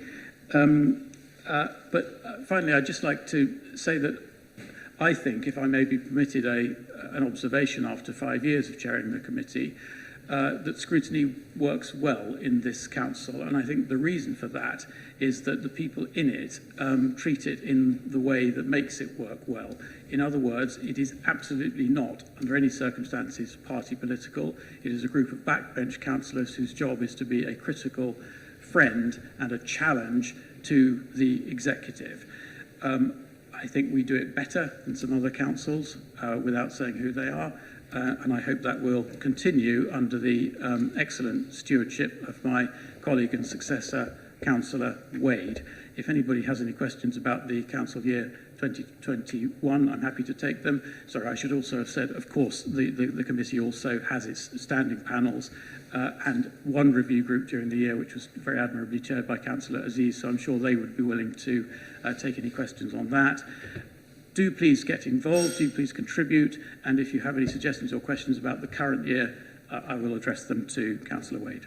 Splendid. Thank you very much, Councillor Gant. So questions to Councillors Gant or Wade or Aziz as appropriate. Councillor Hollingsworth. I'll phrase this as a question, Deputy Lord Mayor. Would Councillor Gant agree with himself that that scrutiny as it works in this council does indeed work as he describes and as it should? I've done training sessions on scrutiny for other councils up and down the country back in the past times when you were allowed to do such things. And I think that I have been able to use the many positive examples of work done by the Scrutiny Committee under his chairmanship and the previous chairs as something to educate and to some extent inspire other councils to do a better job. And I think he and his predecessors and his successor do an excellent job, and I'd like to place that on record. Yes. Excellent. Wonderfully succinct. I believe I see Councillor Wade. Thank you, Deputy Lord Mayor. Just one comment, and it's about public attendance. I suspect that was much higher when we were on Zoom, and people could watch us without leaving the comfort of their homes. I've only chaired 2 or 3 meetings, and we've had just one person attending. That's been that, and that slightly concerns me. I would like the public to be more involved, seeing what we do, and really, I'm just asking council members to consider how much this matters, and if they do think it matters, what we should do to improve public attendance at what I think is a very important committee. Thank you. Councillor Aziz, I believe I also saw indication. Yeah, just wanted to thank Councillor Gant for chairing the committee in the way that you have.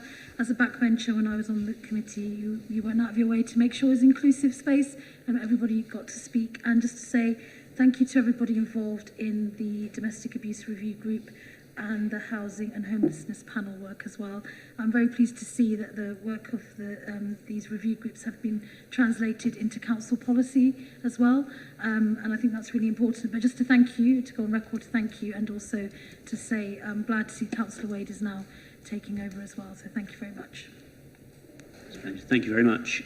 Colleagues, any more questions to relevant councillors? I see none. My understanding is that we are technically expected to vote to note the report.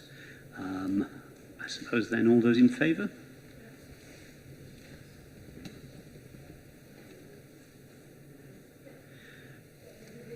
Then nobody against. Thank you very much, Jennifer. Duly noted.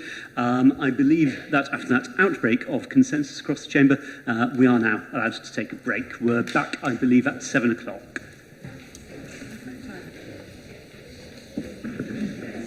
Councillors, the assembly room is open should you want a seat and a glass of water.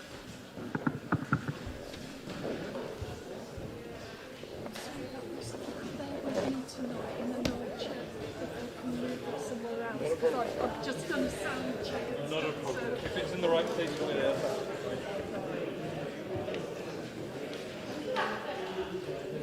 You Trevor? How's it going? You right? Good. Where put my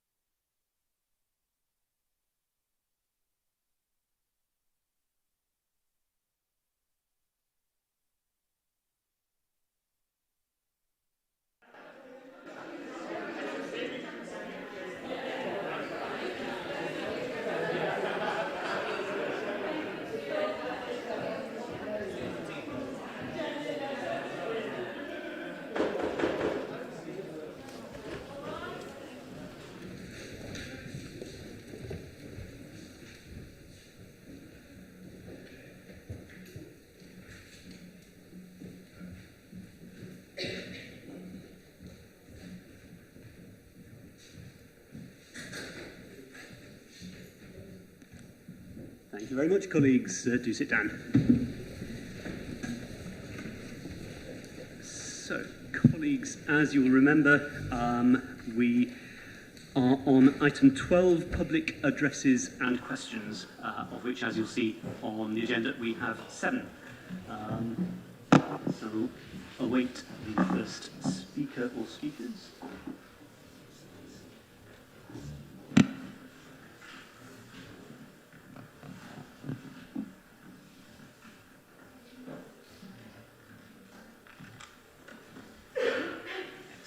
Very much, and welcome everybody. So we have only 4 speakers present. Dr. Gupta, you are down to speak first, please. Thank you very much. Mr. Chairman, esteemed councillors, I'm Dr. Gyan Gopal, a leading member of the Oxford Hindu Temple and Community Centre. I'm here today to appeal to you to help us set up a Hindu cultural and spiritual centre for the large number of Hindus both in the city and the county. The project registered as a charitable organization in 2009 to meet the demands of the growing number of Hindus. In the 2011 census, more than 3,000 had declared themselves as such, for a central place of their own where they could gather to celebrate their culture and do communal worship. Since 2011, the number has grown tremendously. I'm still waiting for the 2021 census to tell us exactly, but my guess is we are closer to 10,000, adding in all those from the county as well, because it's an appeal for both the city and the county.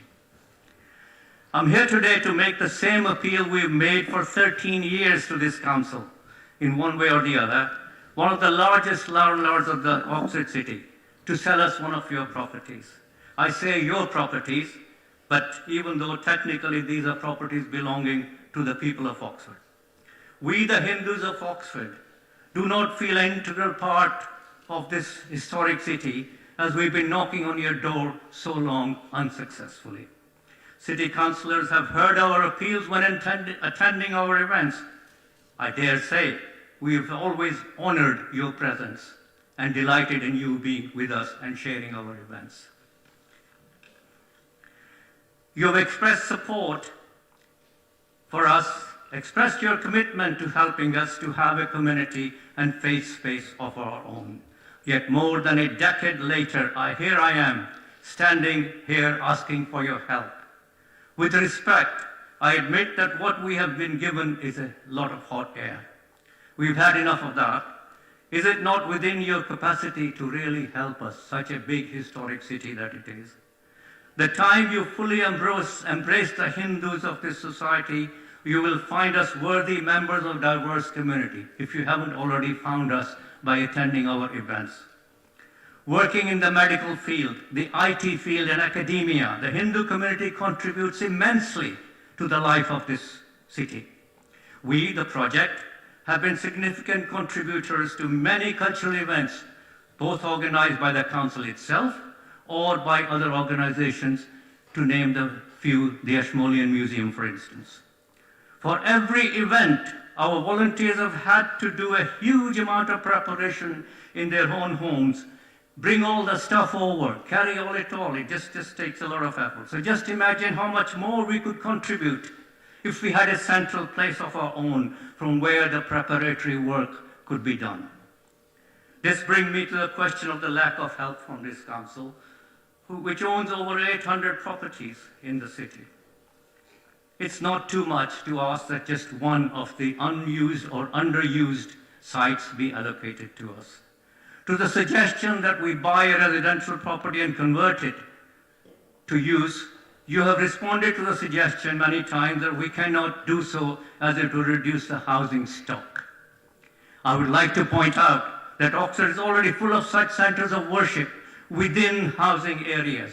It's a historic city, and that comes through all the history of Oxford. Setting up one more would hardly dent the council house target.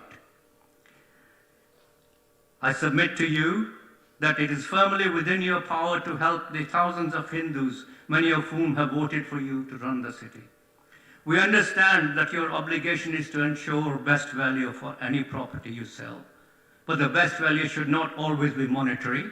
It should also include community value, as we all feel that our community is important to all of us. Many of you have attended our events, and despite our homeless situation, seen the value we add to Oxford. Imagine the tremendous community value we can bring from a site of our own. We have identified derelict and unused properties which have fallen into a state of disrepair, and I named two here, the Blackbird Leith Pavilion and the changing rooms in Marsh Lane. We have offered to buy one of these buildings to bring it to use as a community and spiritual center. We've negotiated about these with you, with your officers, for over 2 years, and so far we have little to show for all those talks. We have been pushed around with empty promises and are no further than where we started. I ask you, is the council serious about helping us? And if you are, when? If the response to this address is, yes, we are committed to helping you, please let it be meaningful and deliverable this time, as we have heard it in many different forms over the last decade. I can assure this council that the project will establish a Hindu cultural and spiritual center in Oxfordshire, if not in Oxford. We would very much like it to be in this historic city, where it would add value to the city and become a center of attraction for many, many visitors. So I urge you to make it a part of your plan that such a center be set up, not be set up elsewhere in the county. To close, I bring to your notice of all present. We are nearly out of time. So just the last sentence. Just the last. I bring to your notice of all present that we have just handed a petition with more than 3,000 signatures to Councillor Aziz and Councillor Linda Smith to help us set up such a centre. Thank you for listening to me. Thank you so much. Dr. Goutal, thank you very much.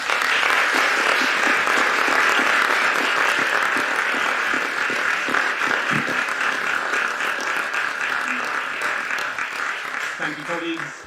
I believe that Councillor Shehzad is member for Inclusive Communities. Would like to respond.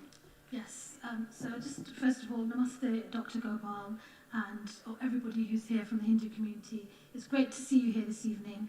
Thank you for your very passionate address. I think it's very important that everybody in this chamber listens to what you're saying.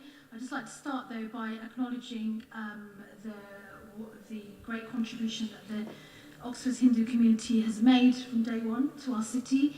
I have collected your petition, and it will be archived properly, and it will be shared with members. And in doing so, I actually this evening spoke to people who my family have known for decades and I've not seen for a very long time. So by you coming here, you know, many people are being united and coming together, and that's, you know, a testament to the great work that you and your community members do. So there is a written response here, which I'm not going to go through word by word, but I just want to say that we acknowledge your passionate address to Council. We very much want to put on record our recognition of the excellent work and contribution of the community to our city. And we want to emphasise again that we are committed to working with the community, as we are with all communities, to find a resolution to this issue. We understand that the Hindu community is established, and of course you should have a place where you and generations of Oxonians and Hindus can pray. And we are looking to work with you. And as you know, over the past year in particular, the dialogue that we have been engaged with has been picked up again. We acknowledge that this issue has gone on for a very long time. I think it's very important to acknowledge that very clearly here. There are a number of buildings that officers have been looking at in relation to the possibility of them being used as a temple facility. We also would like to thank the fact that you and your colleagues have been very open to working with other community groups as well and community spaces, and you've consistently said that you and the community believe in pluralism, you believe in diversity as well, and I just want to thank you for that openness. I think the next steps really are to continue with our dialogue, and I have spoken to Cantor at length over the last few weeks, and so have officers as well. And just again, I just want to thank everybody for being here. Your drumming outside was brilliant. Everyone could hear it inside the chamber. And I acknowledge that it's a very cold evening. And, you know, many of you've come here to represent your community. And I just want to finish off just by saying special thanks not only to Dr. Gopal, but to Kantar, to Tripta Sharda, and to Mr. Mukesh Shori as well. And I know there are other members of colleagues of yours who will be asking questions as well, so I'll respond to them. Thank you very much.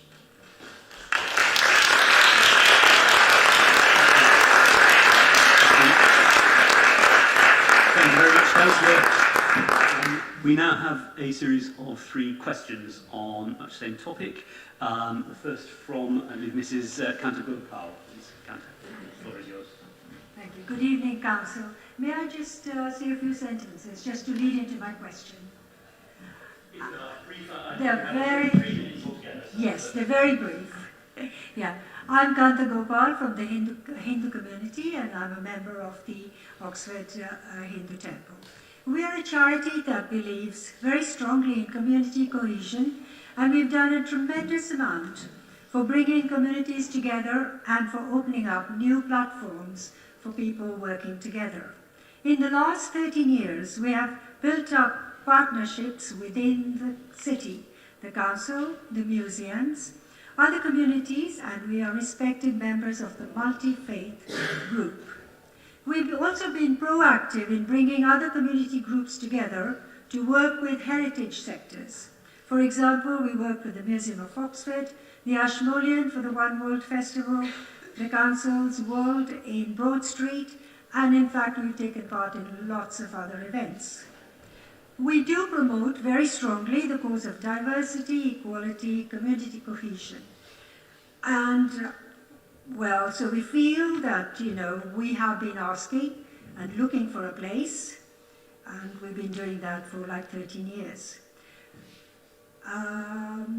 So just to say that, with the diversity in Oxford, 18% of the students are from the ethnic minorities.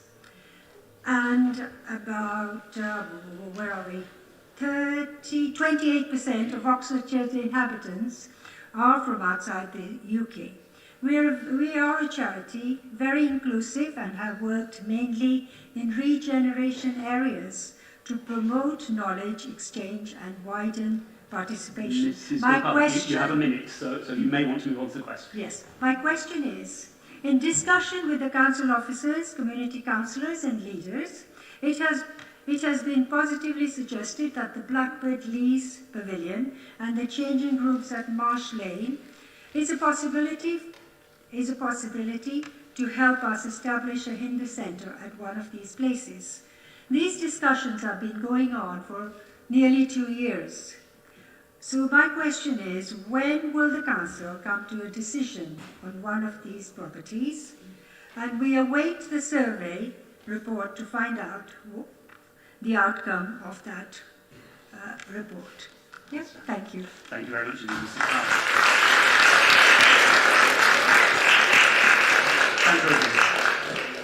So, Kantar, thank you again for your address. As you know, we have spoken over the past week, and you've also had a meeting with an officer as well. So we will be coming back to you in relation to these questions. But just to say that we are mindful that there is demand for community space, not only from the Hindu community, but from other groups as well. And we have explored how we might bring these 2 sites that you mentioned back into community use. There's a number of procedures that the council has gone through, as you're aware.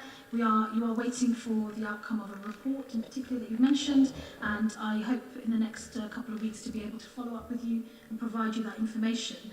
We're aware that the Hindu community is keen on the option that you've mentioned, but it's important to note that the council would need to market the site in a fair and transparent manner to give other community groups the same opportunity. So there is a written response here which is on the record which you can read, but I just want to reiterate that we absolutely acknowledge that your community is in need of a prayer space, and we are, as I said, over the past year in particular, we've picked up and we are having these dialogues and building the dialogue with you and with your colleagues, and we will continue to do that, and we are committed to finding a resolution to this. As we know, there are a number of challenges that we face, which I've already mentioned, but you have the commitment of the council to continue to work with you and your colleagues to find an answer. Thank you. Thank you. Thank you. Thank you very much, Councillor. third item, another question from Mr. Nikesh Shori. Good evening, councillors. I'm the chairman of the organisation. My question is, if OHTCCP were to find and buy appropriate residential property, will the City Council approve change of use for the Hindu temple and community centre? After all, there are many places of worship within a residential area already in Oxford.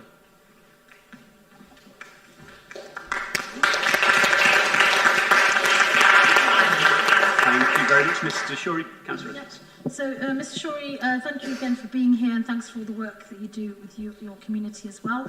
So, your question is an important one.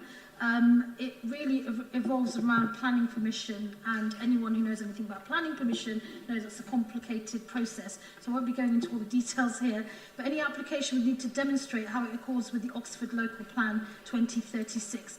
And the policies within the plan are available to the public to look at as well. So we would need to make sure that all the suggestion that you make aligns with that. And so, as I said already to Dr. Gopal and to Kantar and now to your good self, we are committed to continuing the dialogue with you and the community and to working towards finding a resolution. So thank you very much for being on your address. Thank you.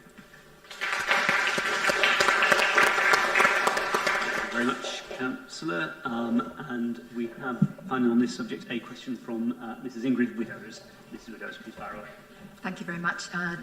Good evening, Council and Deputy Lord Mayor. May I add something little to this? Much as Mrs. Gopal, very briefly. Within very briefly, yes, I promise I will. Okay, thank you very much. What I want to say is that this cultural centre and temple will be open to everybody. It is a very inclusive organisation, as you know, and what will be good for the Hindu community will be good for everybody, not only in social inclusion, but addressing issues, for example, with the elderly in the Hindu community who are often isolated away from their families.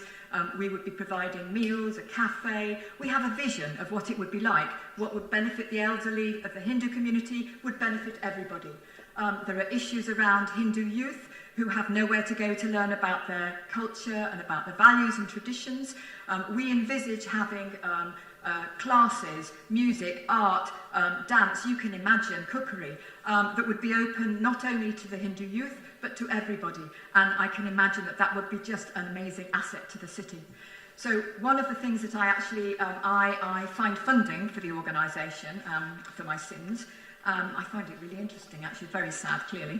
And I have spotted some really good funding. It's called the Government Community Ownership Fund. And obviously we have a mortgage, we have savings, but this would be enormously helpful. There's a deadline of December. We have to complete a sale within 6 months. We meet all the criteria, so it's aimed at protecting a community asset, improving community cohesion, sense of belonging, reducing socialisation and partnership in arts and culture. It's perfect. But there is a sense of urgency. So we would ask you if, obviously, you could speed up the reply. So, on to my question.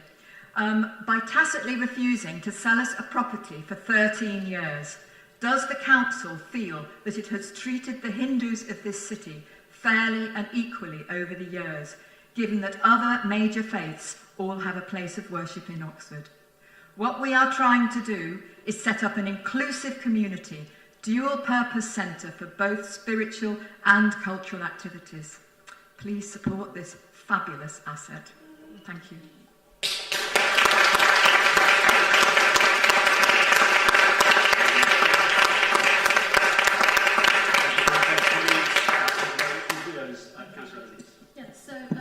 Ms. Widows, thank you for being here, and thanks for your passion and commitment and solidarity with the Hindu community, which is beautiful and great to see.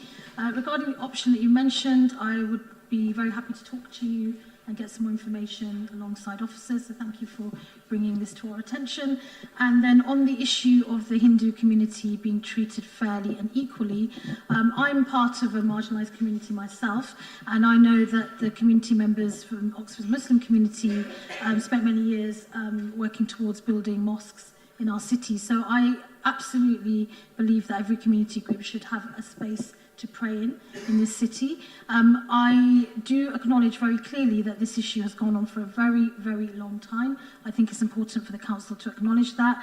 I would, as I've said many times this evening, be very keen to work with you, officers and other members here, to find resolution for the community. I've already set out some of the challenges that we face in this city, but we are committed to working with the Hindu community, as we are with all communities, and we believe, in diversity and pluralism, and more than any other time we need to see more of that given what's going on in this country and across the world. So I just want to thank you and everybody again for being here this evening, and let's not be in any doubt, we know that the Hindu community contributes massively to our communities, to our cities, and to the cultural heritage of the city as well. And it has done so ever since, people primarily from India arrived in this country, and we know that. So we'd just like to acknowledge that again this evening, and just to thank you all for being here. Thank you.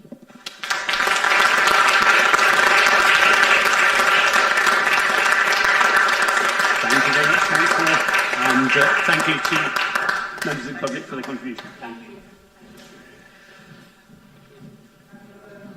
We are next due to items relating to the Warren Crescent development. First, I believe, a question and then an address. So, Mr. Margett, I presume. Yes. Excellent. Welcome, Mr. Margett. Thank you for coming on. Could you ask your question, please? The floor is yours. Good evening, Council. The question is from John Marjo, representing the Friends of Lye Valley, regarding the Warren Crescent development. And I'd please refer you to the site layout attached document you will have received. 3 planning conditions concern the trees along the top of the slope being retained without damage, especially the root protection areas. The tree roots are important in stabilising the bank, but excavating the soakaway right up and under the trees will damage their roots. The trees will have to be severely permanently coppiced to minimise the number of leaves dropping into and clogging the soakaway, since dead leaves would prevent the desired infiltration of water to the SSSI Lye Valley fen. The combination of root damage and crown damage could easily kill the trees, another factor causing likely instability and potential collapse of the bank.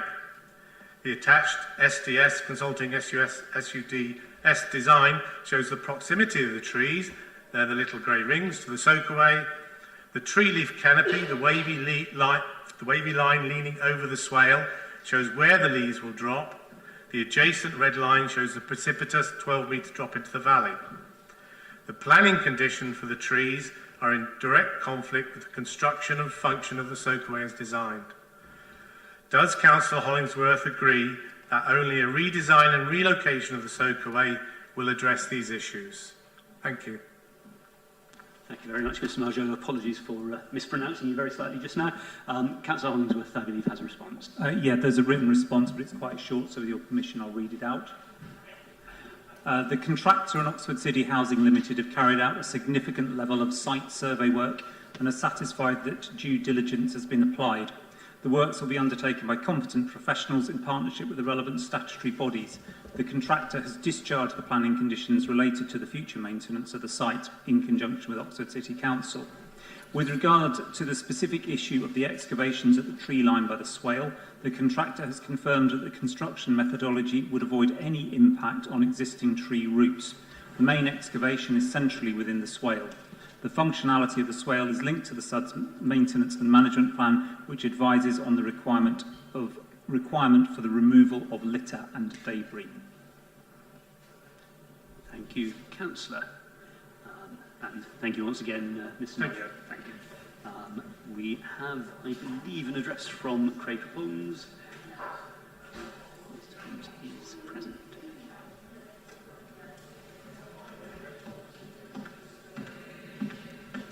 Ms. Holmes, welcome. We have, in theory, about 5 minutes, so the floor is yours. Thank you very much. Good evening, councillors. My name is Craig Holmes, and I am speaking on behalf of residents of Warren Crescent and the surrounding neighbourhoods. As councillors are aware, there are plans for housing development on the meadow adjacent to Warren Crescent. Numerous objections to this development have been made in the past, concern both the detrimental impact on the Lye Valley SSSI and the diversion of the established footpath. We continue to share these objections. Today, however, we are voicing our concerns about the impact this loss of green space will have on the local community directly. The meadow is our only meaningful green space that still exists on the Girdleston Road estate. It is a space where children and families are able to play, walk dogs and spend time outside. During the past 18 months of the pandemic, having a local space for doing so has become especially important. This is particularly true for the residents of flats on the estate who do not have access to private gardens, meaning that this development will take away the one remaining public outdoor space within a short walking distance. This is not easily replaced with alternative spaces in the nearby area. Those involved along the walks, crossing multiple busy roads, or using spaces intended for, or already used by, another local community. The background report on green infrastructure and biodiversity for the development of the Local Plan 2040 states the following objective: to provide adequate green infrastructure, leisure and recreation opportunities and make these readily accessible for all. It also notes that paragraph 97 of the National Planning Policy Framework states that existing open space, sports and recreational buildings and land, including playing fields, should not be built on unless A, an assessment has been undertaken which has clearly shown that the open space is surplus to requirements, or if the loss resulting from the proposed development will be replaced by equivalent or better provision in terms of quantity or quality in a suitable location, or the development is for alternative sports and recreational purposes, the benefits of which clearly outweigh the loss of the current or former use. We are unable to find any evidence of a rigorous assessment which would show the meadow is surplus to requirements. Speaking personally as residents of the street since 2013, we have never been directly consulted on our views or usage of the meadow, and we have been unable to find anyone else who has had a different experience. Instead, communication about the development has been piecemeal. For example, 2 years ago, foundations were preemptively dug for the first building. We received letters to notify of this after the work had started. This area of the meadow has remained fenced off since then. Our view is that this space is very much not surplus to requirements, is well used, and would represent a significant loss to the local community. There is, of course, no proposal to find an alternative space to replace that which has been lost. We are sure that councillors would agree that the principles set out above are not simply theoretical, but should inform decisions when it comes time to actually apply them. Therefore, we ask whether councillors agree that the Warren Crescent Meadow is not surplus requirements, that the proposed development represents a significant, irreplaceable loss to the community, and that consequently this development should not be going ahead. Thank you very much indeed, Mr. Holmes. I believe we have a response from Councillor Holmes. Yeah, very happy to do that, and I'll read it again if that's right with you. This site was allocated for development in the Sites and Housing Plan, which was adopted by this council in 2013 as part of the then local plan. The allocation formed part of the legally required 5-year housing land supply at the time, and while it involved the redevelopment of an area of green space, the allocation came about following a rigorous consultation process over several years, culminating in a formal examination in public. The site having been allocated for development, a planning application was submitted in 2013 and approved in 2016. A number of objections were made at the time which mirror those in this address. All of these were carefully considered in the report to the Planning Committee and therefore taken into account by the members of that committee when they voted to approve the application. The allocation was consulted upon as part of the Sites and Housing Plan examination, and public consultation was undertaken throughout the determination of the application from the initial submission in 2013 and again during the determination process whenever variations have been made to the plans, most recently in 2020. The site was properly allocated for development after consultation, and planning permission granted for that development after further rounds of consultation. Both the allocation and the permission took into account all the concerns raised.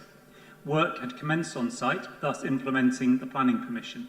These 10 new council homes will make a small but important contribution to meeting the huge need for genuinely affordable housing for local families in Oxford. Okay, thank you very much, Councillor. Thank you, Mr. Holmes. I believe we are scheduled to have one more address from Farishta Bakhtari Boudou. Excellent. Hello, Ms. Bakhtari Boudou. Yeah. The floor is yours, please, Farah. Okay, thank you. Dear council leaders, I'm the child of Afghan refugees who fled the Soviet invasion. My parents were granted asylum in Germany and were able to safely travel to Europe without fear. Growing up in a country where I was safe from bombs and mines has enabled me to go to school, and university, to build friendships, to work, and to live relatively happy and a safe life. Decades forward, Afghans and their children are again fleeing from their home country, not knowing where they would find a new home. Many were not able to travel safe and without fear. Trauma and stigmatization is already part of their lives since they left Afghanistan. You council leaders are now in a unique situation where you can directly make a choice to help the Afghan nationals in the UK heal from their past traumatic experience, to start a new life here and to live in dignity. It's up to you to make a choice today for them. So I'm addressing you now, our respected council leaders, today with the following plea. Please do what is in your power to make our Home Secretary retract the Borders Bill. According to an article in The Guardian, legal experts point out it would be likely to criminalize the Royal National Lifeboat Institution for the act of saving lives at sea. It's just unimaginable to me how the act of saving lives can possibly be prosecuted. I also wish you could help undocumented Afghans to get a safe refugee status, help them locally with resettlement plans along with their loved ones. I ask you to take action based on justice and compassion. Thank you for listening.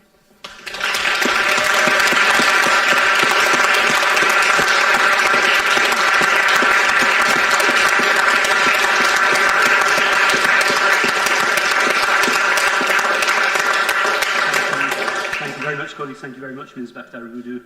As you know, we are going to be discussing this in a motion in due course. I believe that Councillor Chase however, would like to reply in immediate to your address. So, first of all, Assalamu alaikum, thank you for being here this evening. I just want to start, I'm sure I speak for everybody here, just to say that, to say we feel heartbroken about the ongoing tragedy in Afghanistan, I think would be an understatement. You have, fled Afghanistan, and what we should be hoping for and working for is for future generations to have a better life, where, as you say, they can go to school and be safe, and that's not happening, and that's just beyond outrageous. You finished your address by talking about justice and compassion. It's very devastating for us to know that these are not two ideals that the Home Office is known for, specifically around refugees. And the inhumanity that has been shown by the Home Office, I don't need to talk about it in too much detail because everybody here is familiar with it, but what I do want to say is that we here in this council show full solidarity with you and Oxford's Afghan communities, and indeed other refugees who have fled for their lives to come to our city and have contributed so much to our city. As you know, we are a city of sanctuary. We 100% believe that everyone has the right to heal, as you say. You can't heal if you don't have security, if you do not have a home, if you are not given the right, inverted commas, to have a home. So we 100% stand in solidarity with you. Some of the things you're asking for, we have no control over. This is sadly a central government issue. I wish that people here were able to change the laws, because I can tell you justice and compassion definitely would be the heart of that change, I know from the members here. The United Nations High Commission works in conjunction with the Home Office to design and facilitate resettlement programmes across the UK, which Oxford City has already committed to. In addition, communities themselves can help, as the Home Office welcomes communities across the country to participate in community sponsorship schemes. You talked about local authorities. So in the South East, Oxford, along with other LAs, are participating in regional migration partnerships. And then, as far as I'm aware, I do not know if the LGA are involved in any other sharing of information. But the fact of the matter is, what we do have in this country is not good enough. It's not good enough. Refugees, people are being criminalised and demonised daily. This has been going on for too long. And so, as I said, we are here to work with the county and with national government to make the change that is required. And I think you being here is really important, because we need to hear directly from Afghans, and particularly Afghan women. So you have our full solidarity, and the Council is committed to working with the new arrivals and to try and ensure that people have the security that they need, and so they can build their lives. Thank you for being here.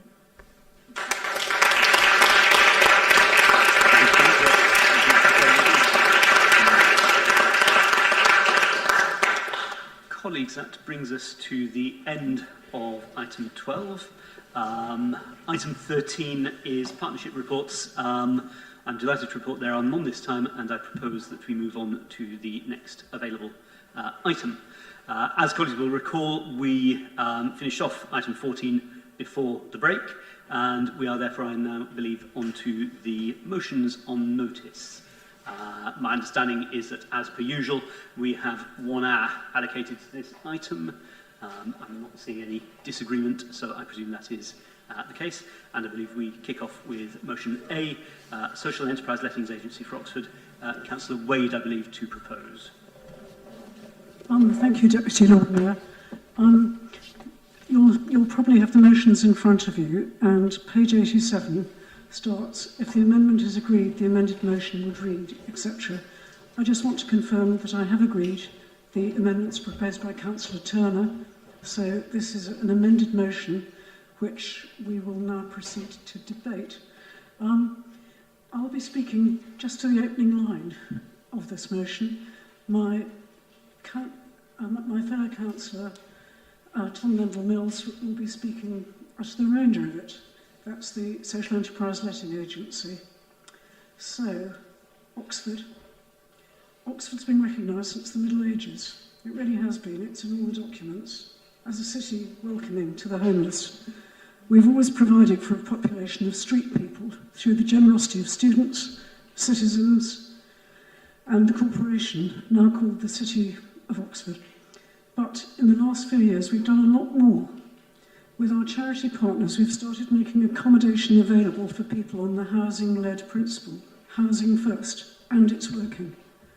The city has done brilliantly in moving people in from the streets, and we've had some help from the government's Rough Sleeping Accommodation Programme, RSAP, which is providing funding for move-on units, but sadly not for permanent accommodation. It's going some way to meet our needs, but not as far as we require. So, what I'd like to highlight from this motion is the fact of the ending, potentially, of the RSAP scheme and the absence of clarity about what future funding will be provided by the government for rough sleeper accommodation. This will be done by the newly named Department for Levelling Up. Very Orwellian, you might think. The RSAP stated objective is to provide move-on accommodation specifically targeted at rough sleepers, but only when the needs of all existing rough sleepers have been met. So, we have those who are at risk of rough sleeping and homelessness, but at the moment they are not covered. They will only be covered once the existing rough sleepers have been housed. And that is a concern, because the numbers on our streets will increase as evictions happen, and universal credit is what's the word I can use for what's going to happen to universal credit, is downgraded, I think is the most polite word I can use.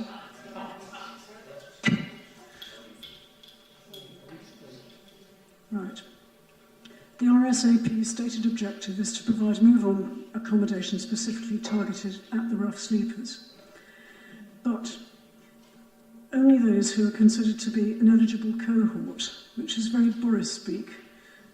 Eligible cohort sounds to me like a bureaucratic label to distance them, the eligible cohort of rough sleepers, from us, and I object to that, so we'll continue to call them rough sleepers. So we have two questions here. One, does the government intend to keep the RSAP programme going after the end of 23? Two, how can the government be persuaded to include in the eligible cohort not only current rough sleepers, but those at serious risk of becoming rough sleepers and of being homeless? We need to ask those questions now. We can't wait. The government guidance tells us, and I quote from their guidance, that decisions on further funding will be taken at future fiscal events and informed by a range of evidence. This does not inspire confidence. We need to call on the Secretary of State for the RSAP scheme to be continued and expanded to include those at risk of rough sleeping and of homelessness. I hope you will feel able to give your support to this motion. Thank you. Thank you very much, Councillor Wade. Councillor Landell-Mills as seconder. Thank you, councillors. I call on you to support this amended motion. Oxford has a severe problem with on affordable housing, inadequate funding for social services, and a large number of homeless people in temporary accommodation and sleeping rough. The City Council and local housing associations do not have the capacity to address all the issues surrounding homelessness and rough sleeping, and traditionally the private rental sector has been uninterested in people without regular employment and the wherewithal to provide a deposit. Social letting and move-on housing can help address these issues. The government's rough sleeping accommodation proposal looks to give funding to local authorities and their agents to provide move-on homes, normally for a 2-year period, to help people get themselves established off the streets. Like much government funding, the timescale is short and the conditions of funding potentially too complex to be useful as it might be, and we urge the Council to call for a longer funding period that would allow many of the complexities to be ironed out. Social letting provides a means for a large number of people who would normally be excluded to access accommodation in the private rented sector. Bristol agency Home Turf Letting has been operating a social letting agency since 2012 and is a not-for-profit social enterprise that specialises in letting private rented homes to tenants on low incomes and in housing need. So far they have housed over 300 people and would have otherwise been homeless. A similar example is the Cambridge City Council has a town hall lettings which has been operating since 2014 and was developed with funding from MHCLG Homeless Grant, and is cross-subsidised by 24 properties that are let as part of the Cambridge City Housing Company. I thought that was an interesting reference possibly to the our authority. Here in Oxford, Aspire are running a 12-month trial social housing letting agency, which we fully support. And we urge the City to provide a detailed report to Cabinet on the way forward based on Aspire's practical experience and recommendations. Council, I urge you to support this amended motion and the good work it might allow. Thank you. Thank you very much, Councillor Landell-Mills. My understanding, and I'll be corrected if I'm wrong, is that since the amendment has been accepted, there is no amendment debate, and we move straight on to a debate on the motion as amended. I believe I have already seen Councillor Turner indicate, and I also see Councillor Brown. Councillor Turner, please. Thanks very much, Lord Mayor, and Councillor Buckings may also want to add to this, but I just wanted to explain a little bit about why we tabled the amendment we did.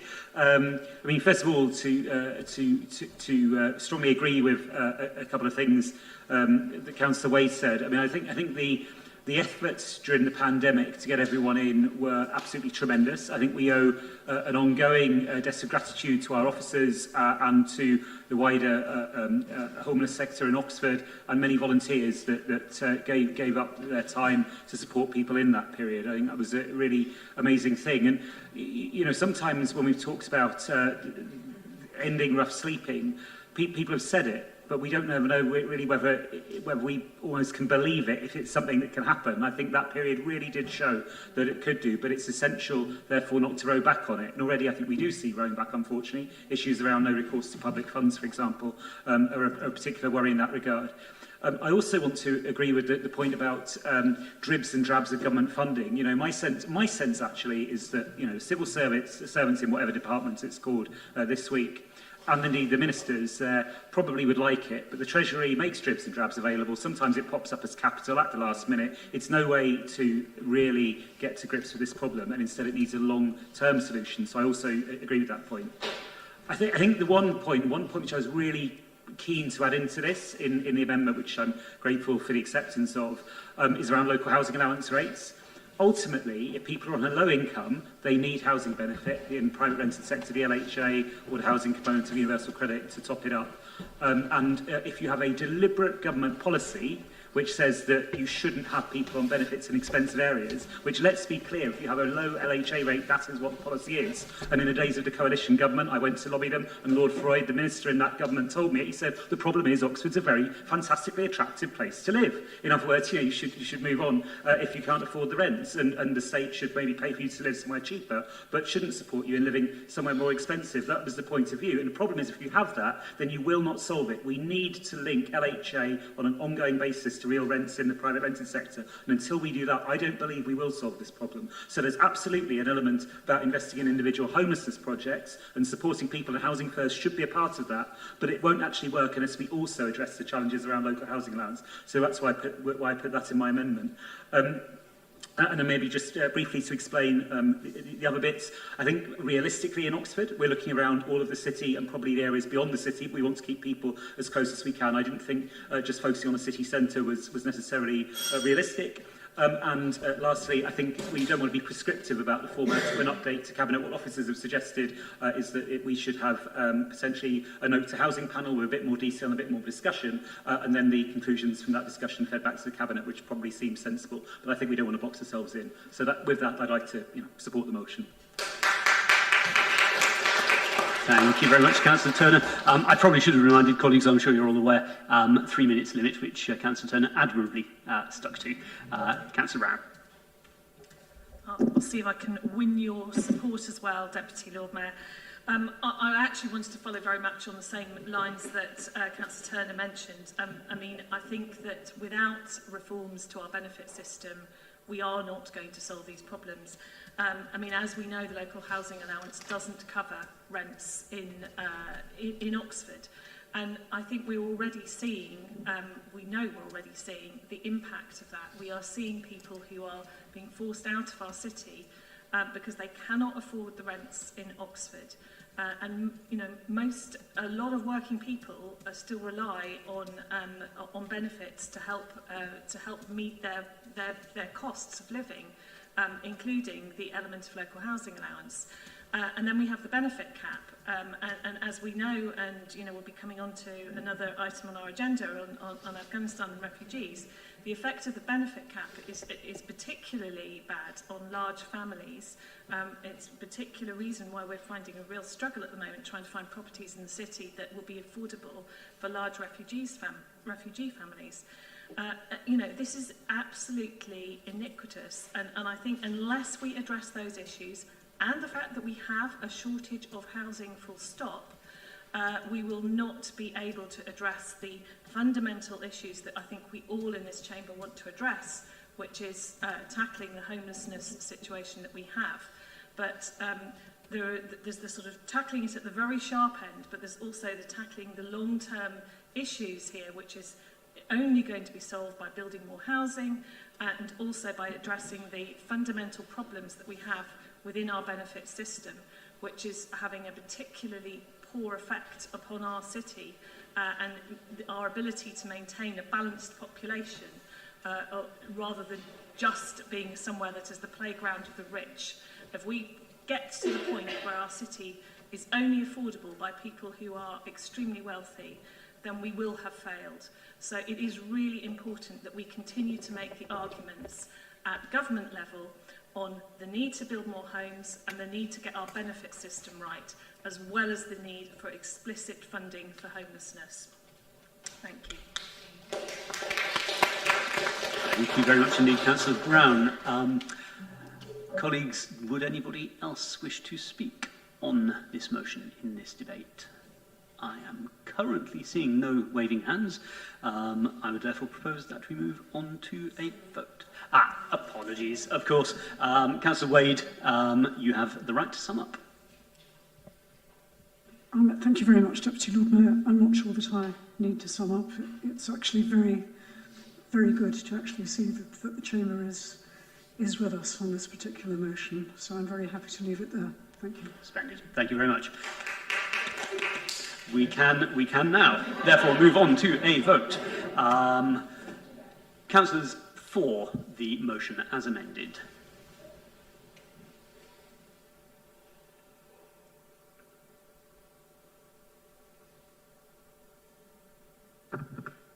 That's everyone's. That's 41 in support. Splendid. No one against or abstaining.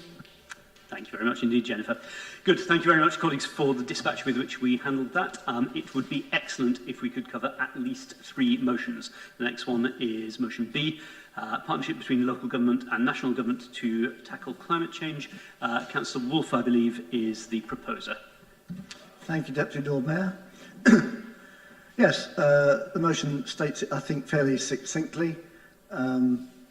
Our government representatives have told the world that they believe that partnership with local communities is of the essence in tackling climate change.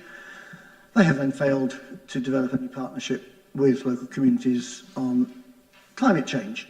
So we think it's time they did. And that's the essence of the motion. So that, in essence, is very simple. We've already seen, I mean, for many years we have seen the peculiar relationship between the governments of the last 10 years or 12 years or whatever it is and local authorities. We're the kind of last people that they really think of to solve the problems. We saw this pretty spectacularly during the COVID incident when it seemed very evident that the view from London was that the people who are going to solve this mess for us are private companies to which we give squillions of public money, and those private companies have spectacularly failed to deliver. And what actually managed to deliver was the good old NHS, publicly funded medical research, and local authorities working on the ground. Is that any surprise to anybody in this chamber? No. But it seems that the lessons just never get learned, and the view from Westminster seems to be that the last people we want to work in partnership actually are local governments. I don't know where that comes from. Maybe it's a legacy of history. But it's time it changed. What we actually get is, and Councillor Turner has very eloquently described this in another context, is we get an array of initiatives from various government departments, which, as we know, change their names, as Ed has pointed out. And, the Treasury allows them to release pots of funding, which sound like phenomenal amounts of money, £400 million here, £240 million there, which to the general public, and actually to me, it's very hard to conceptualise this difference between £400 million, say, and £34 billion. They all sort of blur into some sort of lot of money. And actually, the pots of money that we're talking about are very small in compared with the big thing. And on top of that, they're beauty competitions, they're competitive bids. I suppose I was tempted to put a question into council asking how many hours of office of time have been spent writing bids that never succeeded because some other local authority got the thing. The story, it's a disaster. There is a lack of partnership with with central government, and we are never going to solve the climate crisis unless that partnership exists. And it's time we asked for that partnership to be put in place, and we put a deadline on our motion here before COP26 meets. Thank you very much indeed, Councillor Wolfe.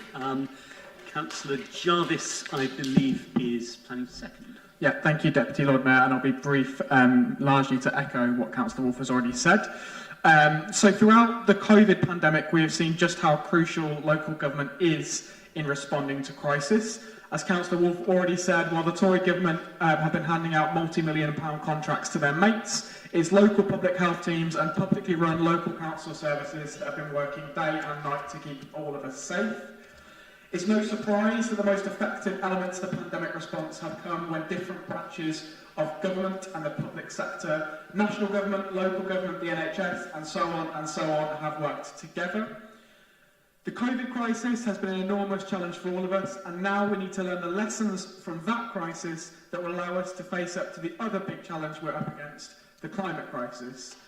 With COP26 just weeks away, the need for meaningful, radical action on the climate that puts workers and frontline communities first has never been more pressing.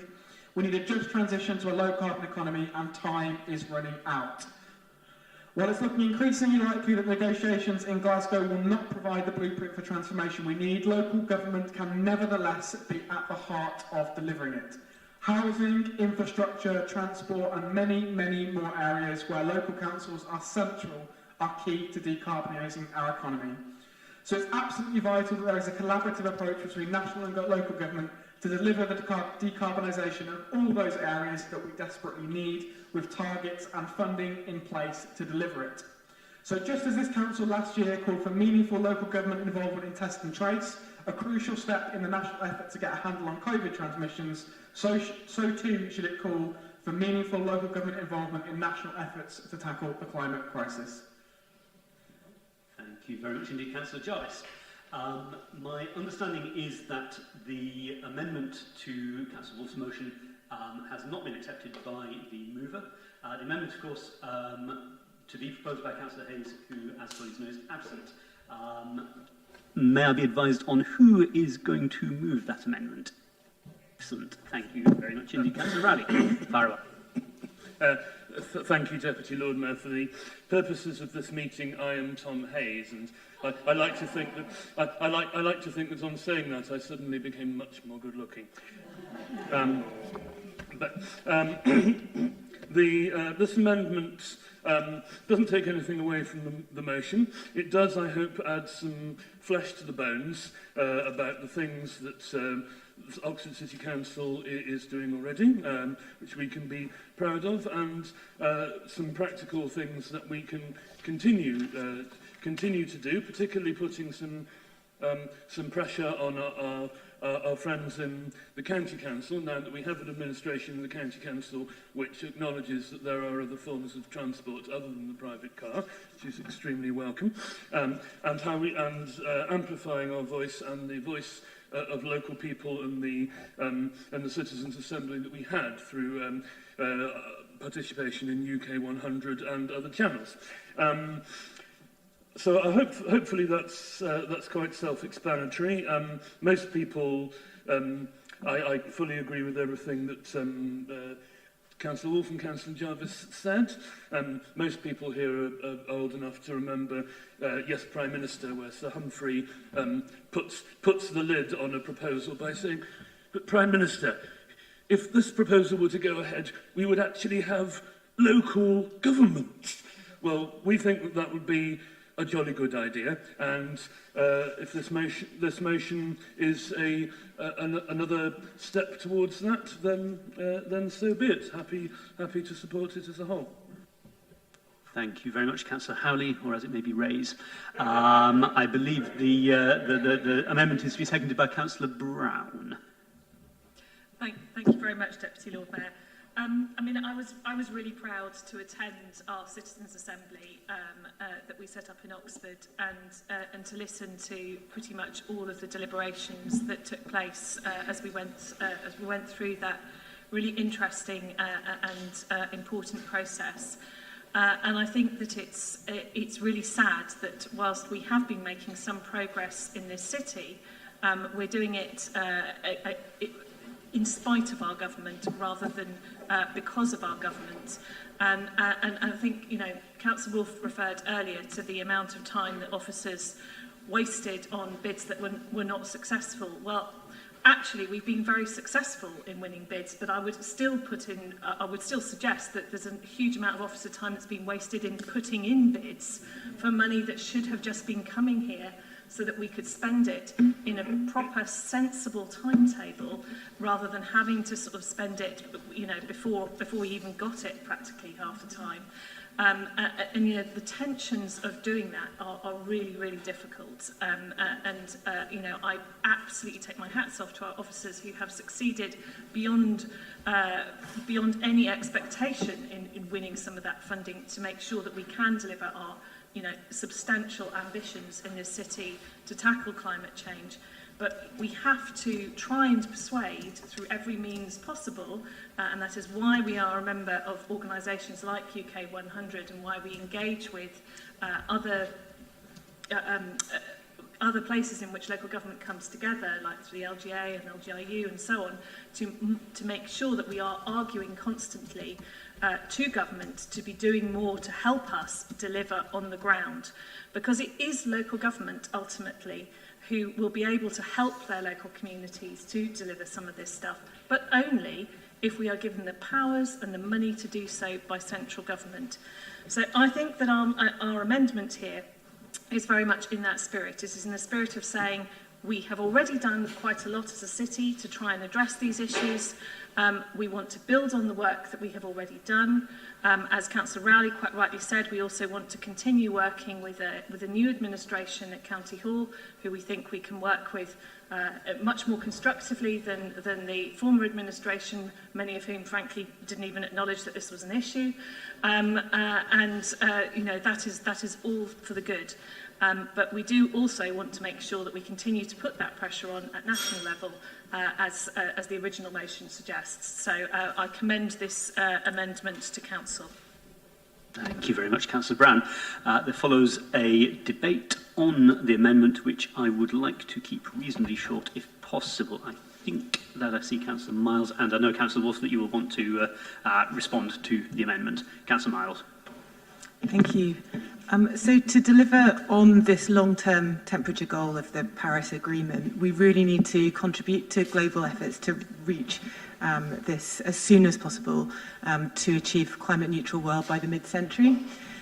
To deliver on this, we really do need stronger multi-level coordination on climate change and better involvement of local authorities at COP26, both in Glasgow but also beyond. Without joined-up government as a country, we'll be unable to achieve the scale of national action that we need to deal with this, both in terms of addressing the scale of the challenge, to mitigate, to build resilience and adapt, as well as to deal with now unavoidable loss and damage caused by climate change, such as the increased frequency of extreme weather events and climate-induced disasters. We also need to ensure that more diverse and local voices are heard, representing those that are most severely impacted at a local level. And representatives of local governments are closest to the communities where these impacts are happening and play a critical role in mitigating and adaptation efforts because they control areas which have been mentioned already in terms of both transport and housing infrastructure. And these are going to be critical for us to be able to achieve the net zero target that globally we're looking to achieve, as well as nationally and locally. And so I recognise that local authorities need both the power and the resources to scale up the pace of action, and recognise what has just been said regarding that. But really, we need to do more and we need to do quicker. And that's why I support the original motion asking for the leader to add their voice to and write to the Prime Minister and Alok Sharma to call for our Cities Council support for a joint and local and national government climate change partnership task force. Thank you. Thank you very much, Councillor Miles. I'm not seeing anybody else wishing to speak on the amendment. Councillor Wolf, then, to reply. Thank you. Yes, on the amendment, Deputy Lord Mayor. As it stands, the motion is short, it's succinct. It will be a useful motion for our leader to be able to take and be able to say that's what our council thinks. With the amendment, it isn't short, and it actually sends a bit of a mixed message as I read it. It seems to say we are delivering, and we will deliver on the targets we've set in partnership with other local authorities. I've got no problem with us talking about our targets. The fact of the matter is we cannot deliver on nearly any of them without the resources and, equally important, the powers given to us from central government. I mean, we've got some fantastic stuff going on here, most of it funded by central government through some pot or another. My worry about the amendment is that it seems to say we're actually all right, you know, we're going to be doing a good job. The fact of the matter is we are utterly dependent on central government, and we absolutely need that partnership. Unless we've got long-running, we can look 5 years into our 5-year plan and say this is where the money's coming from, we're going to be stymied. So the problem with the amendment is it actually waters it down. It would be much better if it said, we've set these targets and we will not be able to deliver them unless we have a proper partnership with central government. That's what it needed to say. And it's actually too much like PR, we're doing a great job. Well, we are doing a great job, but we don't want to tell them that. So, we just need to miss that bit out and focus on we could do such a good job if we had a partnership with central government that was meaningful. It doesn't add anything, it makes the thing longer, more waffly, and actually waters down the poignancy and the punch of the original motion. So it contributes nothing, actually waters it down, if anything. I sympathise. I mean, it could be rephrased to be helpful, but I didn't think Council would want to go through a number of iterations of amending the amendment somehow. I'm sure everybody would be very grateful for that. I was tempted. Thank you for your forbearance, Councillor Wolf. I believe that we end the debate on the amendment with Councillor Rowley to sum up if he wishes so to do. Thank you, Deputy Lord Mayor. I'll be very quick. Just to reiterate that this doesn't take anything away, literally doesn't take anything away from the original motion. It adds some things which I hope strengthen it. I mean, it's saying, look, we are doing these things. We will continue doing these things unless the government policy changes to put a stop to it. This is what we're doing these things because that's what the people of Oxford want, as they've demonstrated to us in the Citizens' Assembly. Government are not doing nearly so well, so national government needs to get its act together in the same way that local government is striving to do. Thank you very much, Councillor Rowley. We move to a vote on the amendment. Those in favour of the amendment, please.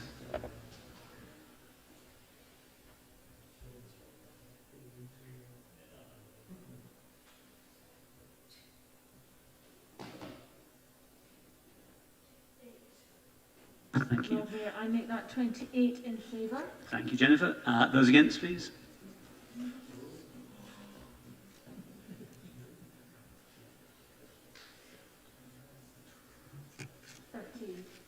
That means that there are no abstainers, but correct me if I'm wrong.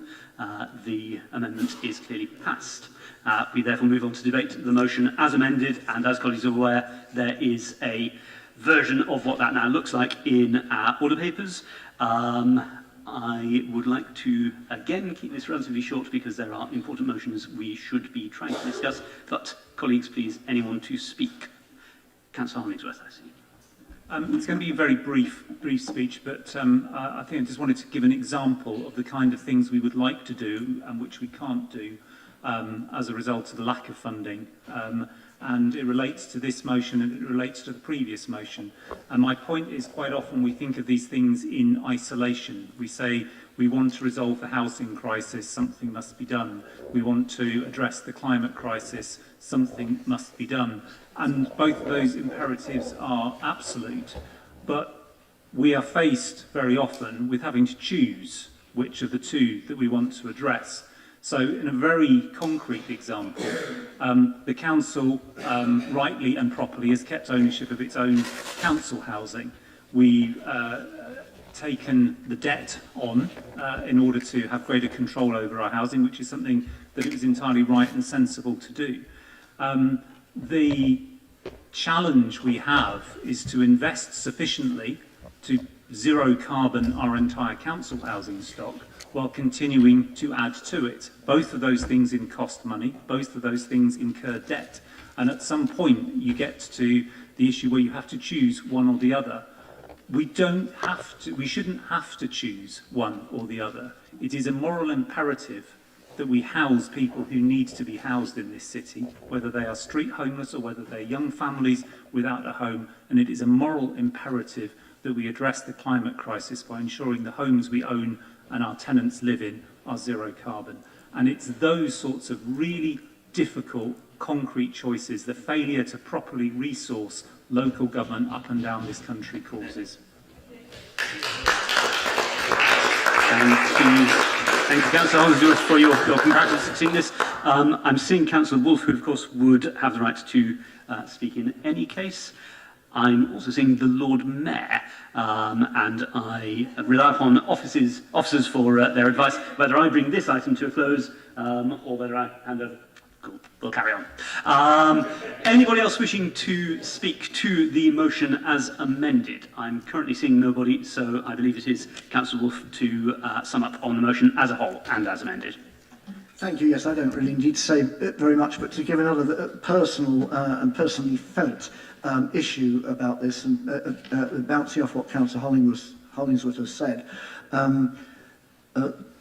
Building new homes, we're committed to building new homes, and a single simple stroke of the pen, up in Westminster could require, or enable us at least, to be sure that we could require Passive House minimum standard on all new build. It can be done, and if the whole building industry moved in that direction, it could be done at no extra cost. I'm quite convinced of that.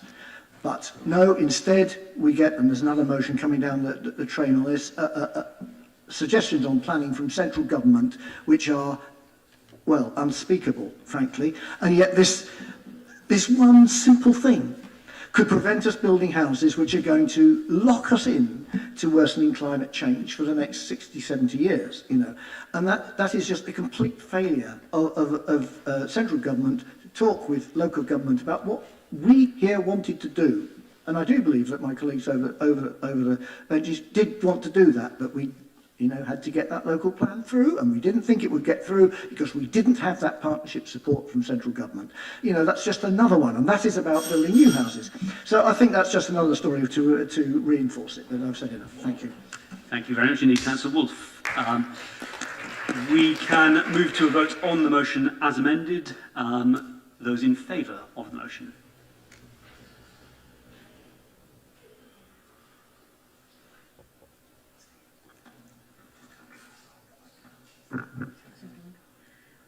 That's everyone, that's 41 members voting for. And merely to clarify, people will have noticed the presence of the Lord Mayor.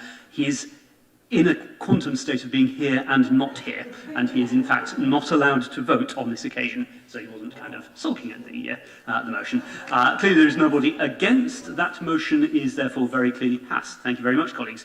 I should, before handing the chair back very gratefully to Councillor Ligo, state that we intend to move to next business of the D letter, so to speak, of motions. That is letter C, which was to be proposed by Councillor Haynes, has been dropped, and Councillor Malik can probably confirm this because, of course, Councillor Haynes is not able to be here. So I move to item D, and I yield the chair back to the Lord Mayor. Thank you very much.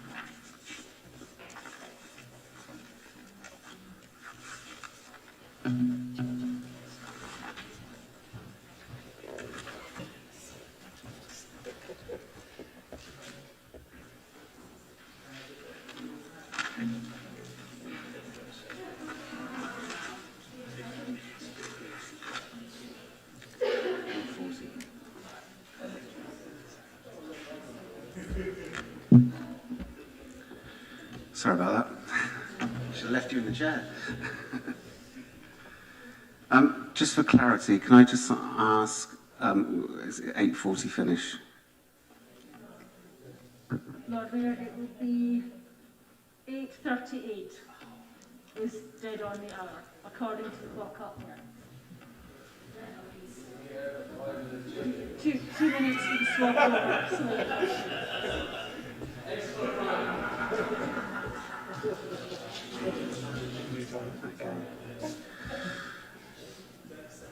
Okay, this takes us to item D, Afghan and refugees, and over to Hosnia to produce the motion, please. Thank you, Lord Mayor.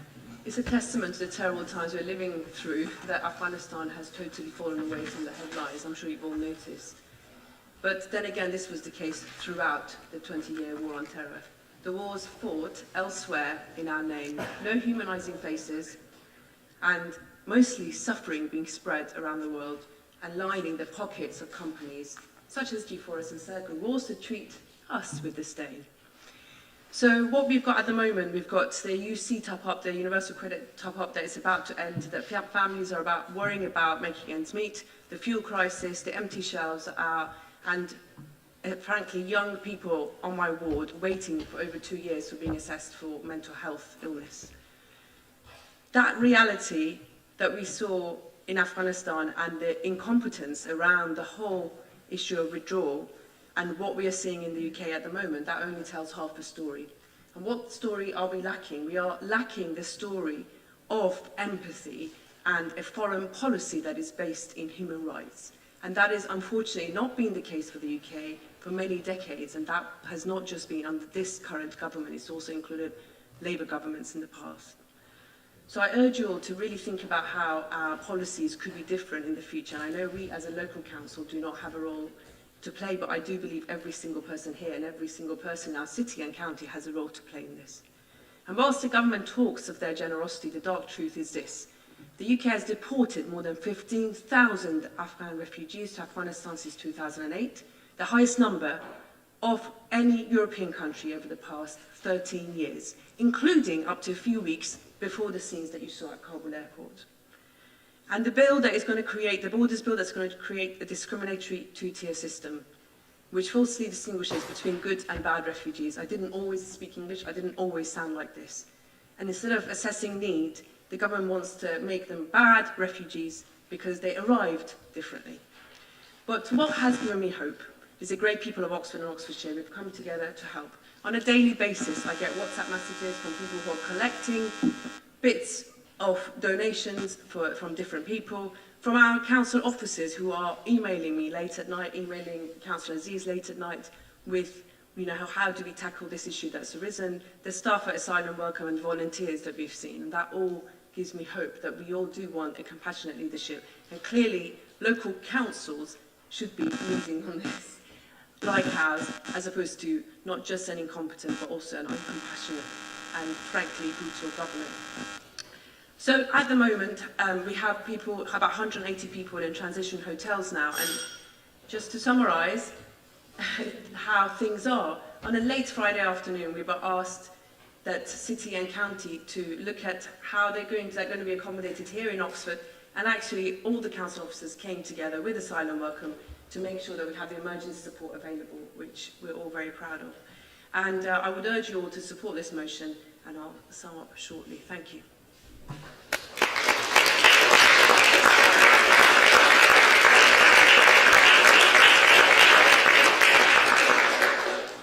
Thank you, Councillor Chafari Mabini. Is there a seconder, please? Yeah. Councillor Arshad? Can I reserve my right to speak after? You certainly can. And may I ask you then to sum up, please? No, just go straight to the debate. Sorry, debate. Councillor Ross Smith. Thank you. Thank you for bringing this motion. I'm going to speak from personal experience of Kabul. I went there as a teenager to work for a few weeks, meeting with my Afghan counterparts in Kabul to do with work. And I have to say it was very distressing. The Taliban were making inroads into Kabul then. There was fighting going on. And in fact, actually, I had to make quite a secret exit from Kabul, never to see the two families that had put me up and had welcomed me so warmly in Kabul. A few months later, we see on the television the bombing that's taking place, the ripping of homes apart, people just disappearing under the Taliban. And with this resurgence and pictures coming from Kabul again, it distressed me again. I have never been able to keep in contact with those two families that welcomed me so warmly all those years ago. Sorry, even now I'm getting goosebumps on my arms, I do apologise. I welcome this motion. I'm not sure really how much we can have influence on national government, but I think both our parties here, and indeed the Greens I'm sure as well, and the Independents, will be supporting this motion. I think we all feel that this government, and as you said, previous governments, have let Afghanistan and its lovely people down. Kabul was a beautiful city. It had beautiful tree-lined roads. They were really sort of beginning to educate women there, and that's what I saw and experienced. And I think it's very sad that we've got to this situation now, and distressing for all of us. The warm welcome that the Afghan families, I think, have received in Oxfordshire is to be welcomed. The fact that the city and the county council and the other districts are working together to support the families here is to be welcomed.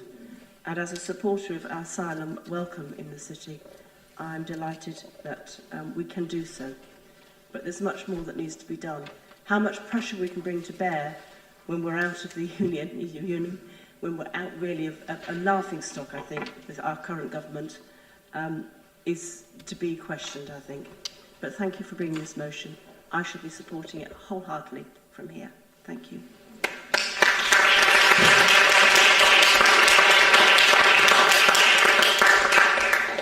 Councillor Malik. Thank you very much, Lord Mayor. Thanks for bringing this motion, and great work then again done by Asylum Welcome, City of Centuries and Oxford City Council, making promise to rehouse those 10 families. The Afghanistan impact, in a way, is a greater on country of my birth. Pakistan has nearly 2 million Afghan refugees in Pakistan. The most suffering neighboring country who lost 75,000 people which was in Pakistan's war, just being a neighbor, the price they paid. Where we all can sympathize, but we also need to remember the history of it. It was Maggie Thatcher who stood in the parliament and said, Talibans are good people. And then history says Reagan was dining those Taliban in the White House. And then here comes Mr. Blair, the smartest man on the earth. And then the war on terror come along. And then we bombed like anything. And now, some Americans say $85 trillion being spent last 20 years.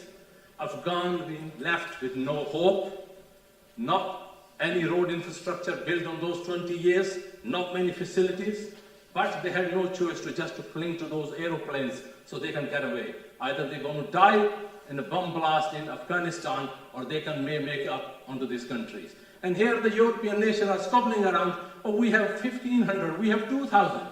Pakistan rehoused nearly 2 million refugees. This country should be welcoming, especially our leader, make misery on those people, call those wars. And I really appreciate all the councillors supporting this motion. It's very important, but we all should learn a lesson from the history. Thank you.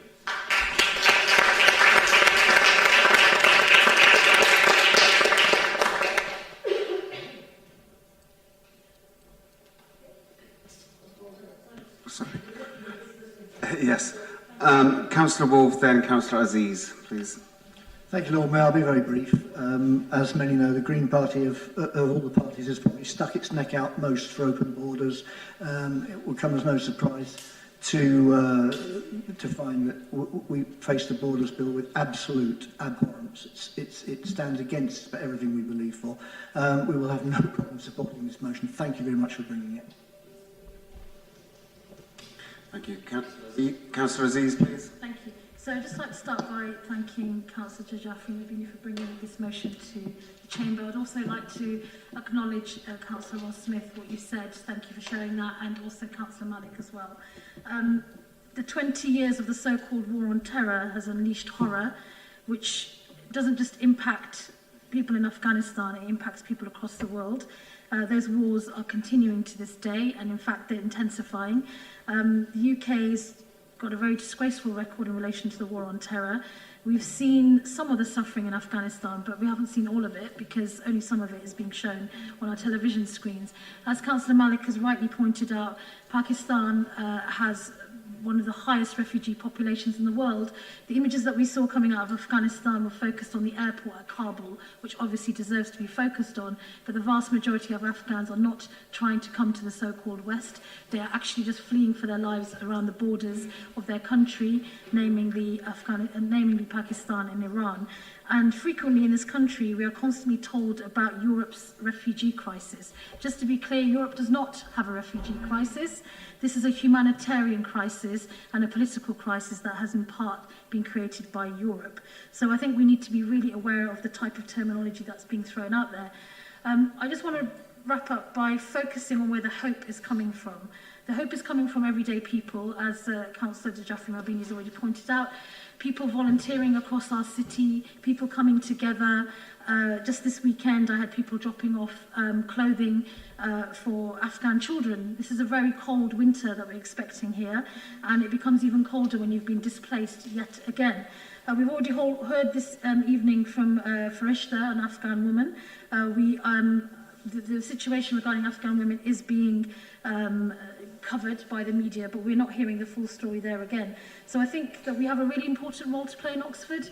Yes, we cannot be held accountable for what this government is doing, but we are an international city. Despite the chaos that is being created on the back of the B word, I'll say it, Brexit, and everything else, we remain an international city. We're a proud international city, which is why these international motions are important, because they matter. And really, we are in a city where there is a lot of people coming together to support Afghans. And I just want to go on record again just to thank officers who have been responding in a magnificent way to a crisis and an emergency on top of multiple crises. They've been working around the clock, and I want to thank them for all their work. And this is just the beginning of the crisis. It will continue, and we need to make sure that we respond in the way that we are. Thank you.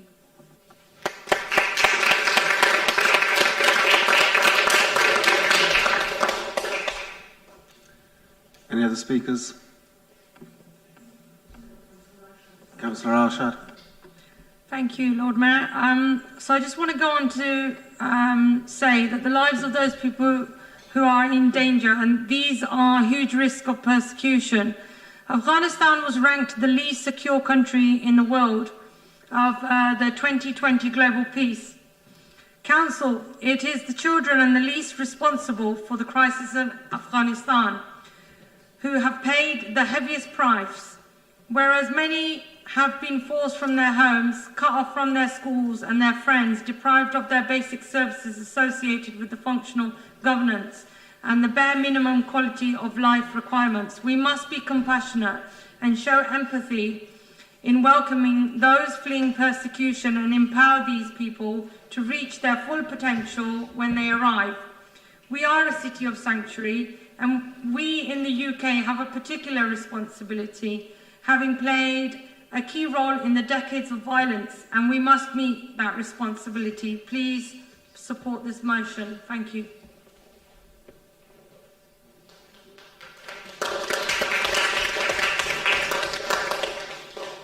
Councillor Jafari Mabini, can you sum up, please? Thank you, Lord Mayor, and thank you everyone for your support.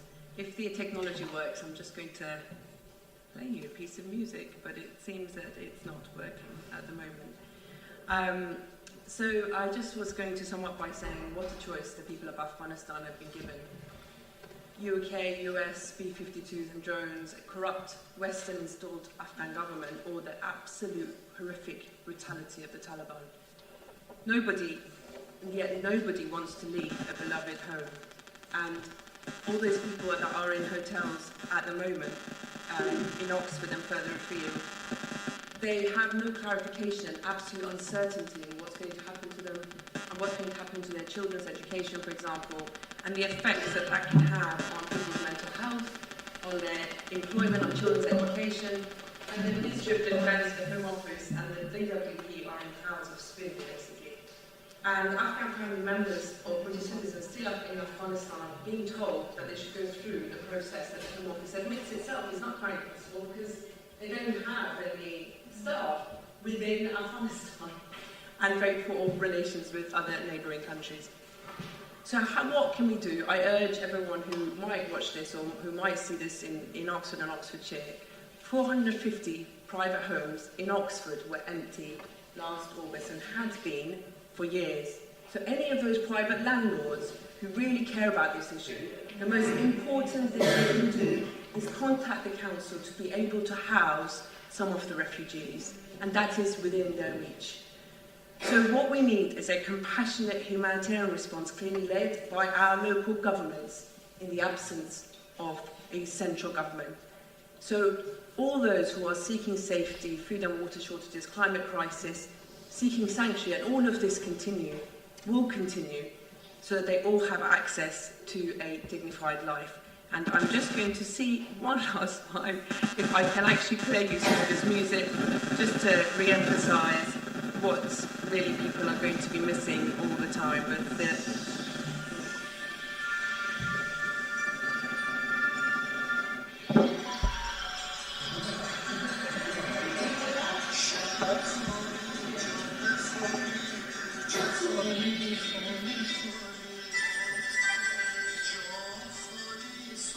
I'm just going to interject that I really do appreciate the name, but we can't have that and let you get away with it after 20 seconds. thank you.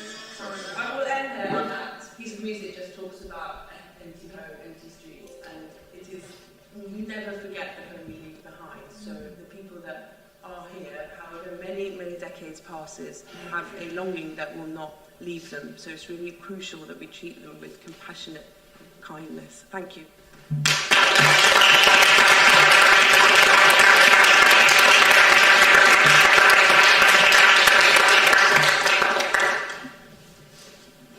Okay, now this takes us to the vote. So those for the motion.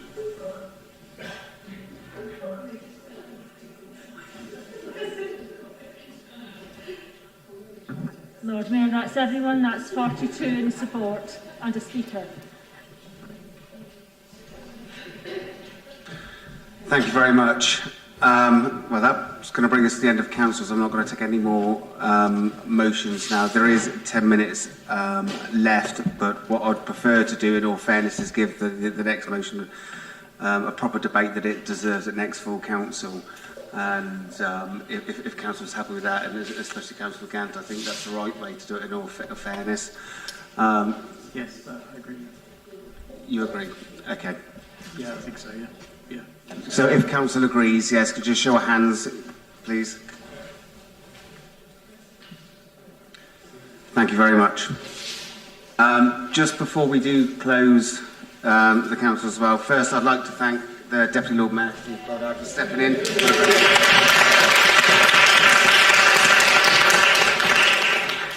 Don't get too comfortable.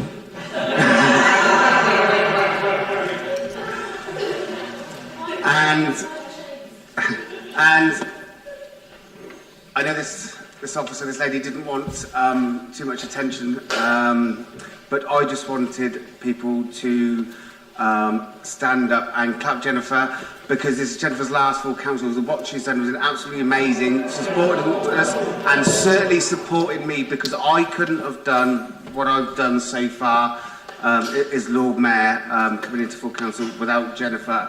So I'm going to stand up, and before we have any more speeches, I'm just going to stand up, and I am going to.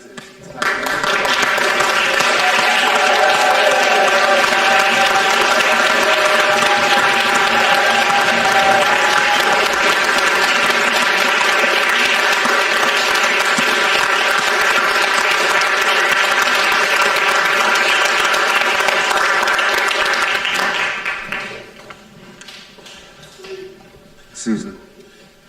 Thank you, Lord Mayor. Jennifer, you didn't really think we were going to let you go without saying goodbye, did you? I just want to say on behalf of Council to join the Lord Mayor in saying thank you so much for everything that you have done for us. And we as members have really appreciated the support that you've given us.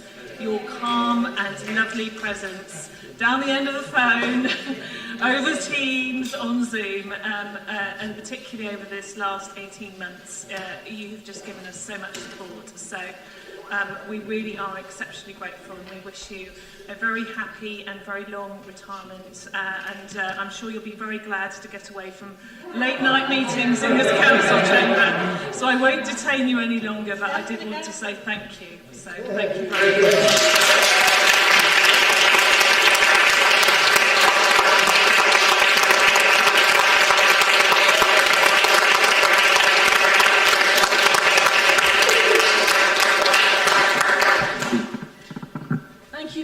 Everybody, I will miss all of you, but I would warn those of you who have been here for longer than me.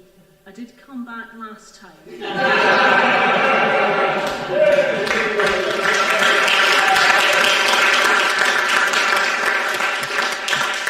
if I decide I missed you too much, I might come back and bother you again. But you've been an absolute pleasure and privilege to work with. I'm not gone yet. Sorry. I'll see most of you again. Thank you.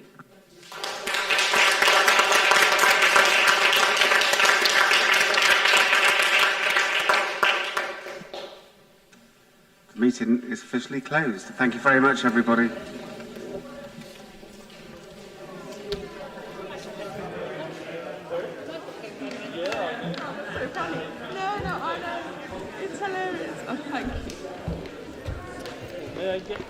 That's awfully kind of you. I was down to the last little bit.